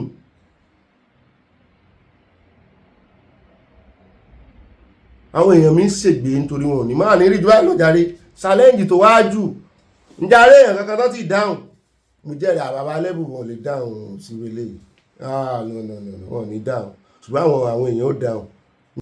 Ó dáhùn àníri gbà lọ nínú ìròyìn tí ò ní òní ẹsẹ̀ ọlọ́bẹ̀sẹ̀ àtàfẹ́jẹ́ náà kọ́ ìbínú yọ̀ọ́yà kò ní yí ẹ̀lẹ́bàá pẹ́ bá dénú yín ìmọ̀ràn yín náà sí kókó kọ́mọ̀ ju 5 lines lọ àyá ó ti kàn yá náà Abala ń bára ẹ̀ àwárá yìí mọ́ mi mo dúpẹ́ Táíwò. God bless you all and I love you. Bye for now. Ire o kaviti. Ó dá o mo tún fi style kí yín káàbọ̀ sínú Abala ń bára yìí tòní. Mo rò pé bó mo tún ṣe kí yín káàbọ̀ ó dé akámọ̀bà àpẹ́jù torí style tí Ọ̀gbẹ́ni fi ń sọ̀rọ̀ ni ẹgbẹ́ ẹnu kan bí ẹni tí ń jẹ obì àbí nǹkan kan tó di nǹkan kan sẹ́ẹ̀kẹ́. Ó dá ọ̀rọ̀ tí ń sọ náà ni wípé àwọn arẹwà àwọn ti ilẹ̀ Haúsá àwọn ti faction ti El-Rufai àwọn ganu sí máìkì wípé àwọn fẹ́ fẹ̀sùn kan olódòdẹ o. Báyìí kàṣà báyìí káwòdì awuyewuye àwàwé àwọn rèé o tí wọn bá tètè wà wọ́rọ̀ kọfí ṣàdá gbogbo bail terms tán fún El-Rufai tán jẹ́ ó ráyè kúrò nínú àhámọ́ wọn jẹ́ kán fún lóúnjẹ gidi wọ́n ti gbàgbé ẹ̀ síbẹ̀ kì í ṣe ẹni tán gbàgbé sínú àhámọ́ o. Election 2027 lè mọ́ wáyé o àwọn ń sọ tàwọn ò yóò le ju ti ìgbà mílítírì lọ òun ni ó ní bẹ́ẹ̀ ni òun fi gbogbo ẹnu sọ bó ṣe jẹ́ pé òun dín ẹ̀kẹ́ sọ̀rọ̀ ni gbogbo ẹnu òun gbà wípé àwọn ò bá àyàn kankan fi El-Rufai ṣeré àti wípé àwọn gbọ́ pé wọ́n fẹ́ fún ní májèlé jẹ kán wá release ẹ̀ kó wá kúlé mo lóògùn ikú ni kì í ṣe májèlé sure. Press conference on the continued detention of Malam Nasir Ahmed El-Rufai and the alleged plot to poison him. On behalf of El-Rufai Life, El-Rufai Boys and Girls, Nasiriya Youth Movement, and coalition of Arewa youth groups, we welcome members of the press, the diplomatic community, Malam Nasir El-Rufai supporters, and ADC members here today. We have convened this international press conference because we can no longer remain silent. Malam Nasir Ahmed El-Rufai, a man who dedicated the greater part of his adult life to public service, now finds himself in a situation that raises serious questions about the state of justice and democracy in Nigeria. For over 100 days, he has been held in detention under conditions that many legal minds consider punitive rather than protective of the judicial process. He returned to Nigeria from abroad to honor this particular invitation. Yet, despite court orders granting him bail, he remained in custody of ICPC and sometimes in DSS. This is not the Nigeria many of us fought and hoped for. What makes this situation even more disturbing, as the recent public allegation by a political commentator, Timmy Frank, who stated that there is a plot within the security cycle to poison Malam Nasir and release him in conditions that could lead to his death outside custody. These are not ordinary allegations, with claimed connection within the system cannot be ignored or treated lightly. We are deeply troubled by the glaring double standard in the application of justice in Nigeria today. While Malam Nasir El-Rufai and several of his former associates are being subjected to prolonged detention and unrealistic bail conditions, other individuals facing far more serious allegations appear to enjoy relative freedom and even political reward. This selective approach to justice is ending the public confidence and creating the dangerous impression that the law is being used as a tool against political opponents rather than an instrument of fairness. For instance, the former Kogi governor Yahaya Bello, who is facing allegations involving over 80 billion and resisted arrest by the EFCC in a dramatic manner, was eventually granted bail under conditions that allow him reasonable freedom, even to travel to Saudi. Today, he is actively contesting as the APC senatorial candidate for Kogi Central under the ruling party, APC.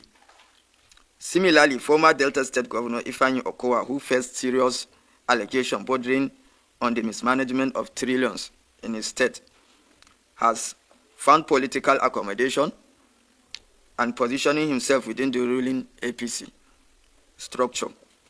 We have also seen how former Imo State Governor Rochas Okorochas, who had multiple cases involving billions of naira, continued his political activities with relative ease. His allies and family members have also benefited from political appointment under the current administration. These individuals, despite facing grave allegations, have not been subjected to the kind of prolonged detention, impossible bail conditions, or alleged plot to eliminate them that we are now witnessing in the case of Malam Nasir Ahmed El-Rufai. It tells the North that its leaders can be targeted while others are protected. This is a dangerous path for any democracy to work. We make the following demand to the federal government, which is led by President Bola Ahmed Tinubu, and the Kaduna State government, which is led by His Excellency Senator Malam Ubasani. Immediate and transparent investigation. The federal government must immediately investigate the serious allegation made by Timmy Frank regarding a plot to poison Malam Nasir El-Rufai. This investigation must be independent, thorough, and its findings must be made public. The second demand is review of bail condition.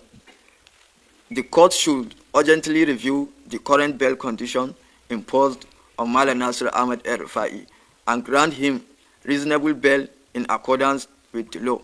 Prolonged detention through unrealistic conditions is violation of his fundamental human rights as a Nigerian and as a human being. Our third demand, the federal government must guarantee Malam Nasir El-Rufai's safety, while our fourth demand is end to selective persecution. The federal government and relevant agencies must stop targeted harassment and prosecution of opposition figures, particularly those coming from Arewa region, who appear to be bearing the brunt of this crackdown. Our fifth demand, respect for court orders. All court orders granting access to medical care, family and legal counsel must be respected without further hindrance or excuse. Nigeria's democracy is still young. It survived military rule because many people refuse to give up. Sorry, let me add this. It's not part of the press statement, but I want to assure every Nigerian that if we continue to allow these kind of things to happen in Nigeria, 2027 might be our last attempt to try having election. Because if we don't fight APC, if we don't fight the evil in it, both the ones in human being forms and in their action, we are going to be worse than the military rules that we are celebrating. We are having democracy now. So I would like to call our northern brothers, especially those from Kaduna. We must rise up. We must resist Obasani's attempt to make Kaduna a one-party system. Aya ní ọ̀gá mi kí ló dì sẹ́nu mo ní mò ń fura sí i. Ṣé ṣe pé ó fi nǹkan sẹ́nu wá bá ààrẹ olódòdó sọ̀rọ̀? Aya ní bóyá ń ṣe wá sí gbẹ́rẹ́ mẹ́jọ sẹ́nu. Mẹ́jọ kéré mo ṣe ń wẹnu rẹ̀ yóò ju gbẹ́rẹ́ mẹ́jọ lọ.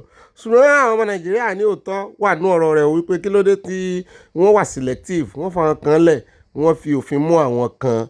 Mo ní ẹ̀ẹ̀mẹsẹ̀ tí El-Rufai dá. National security mọ̀ wà ń bẹ̀ kì í mọ̀ sí ẹ̀ṣẹ̀ owó nìkan.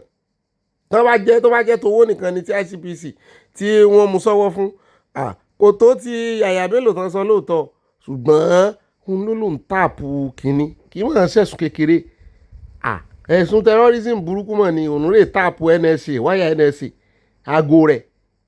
Ṣẹ́ẹ̀sì mọ̀pá ti ń sọ tipẹ́ náà ó wà lára àwọn tá à ń fura sí lórí ọ̀rọ̀ jihadism kankan. Kó mọ̀ jẹ́ pé gbogbo àwọn tó ń sọ pé wọ́n fẹ́ bàjọba jẹ́ bóyá torí pé wọ́n mú sọ́wọ́ àbí torí kódà ẹ mọ̀ jẹ́ ń sọ tí mò ń lérò ń tá a gbọ́ ni ẹjẹ́ á sọ ẹjẹ́ á dìbò ṣé kàn fi lẹ̀ kàn mọ́ fi lẹ̀ mo gbọ́ those who say ẹ fi lẹ̀ those who say ẹ mọ́ fi lẹ̀ have it. Ó dàárọ̀.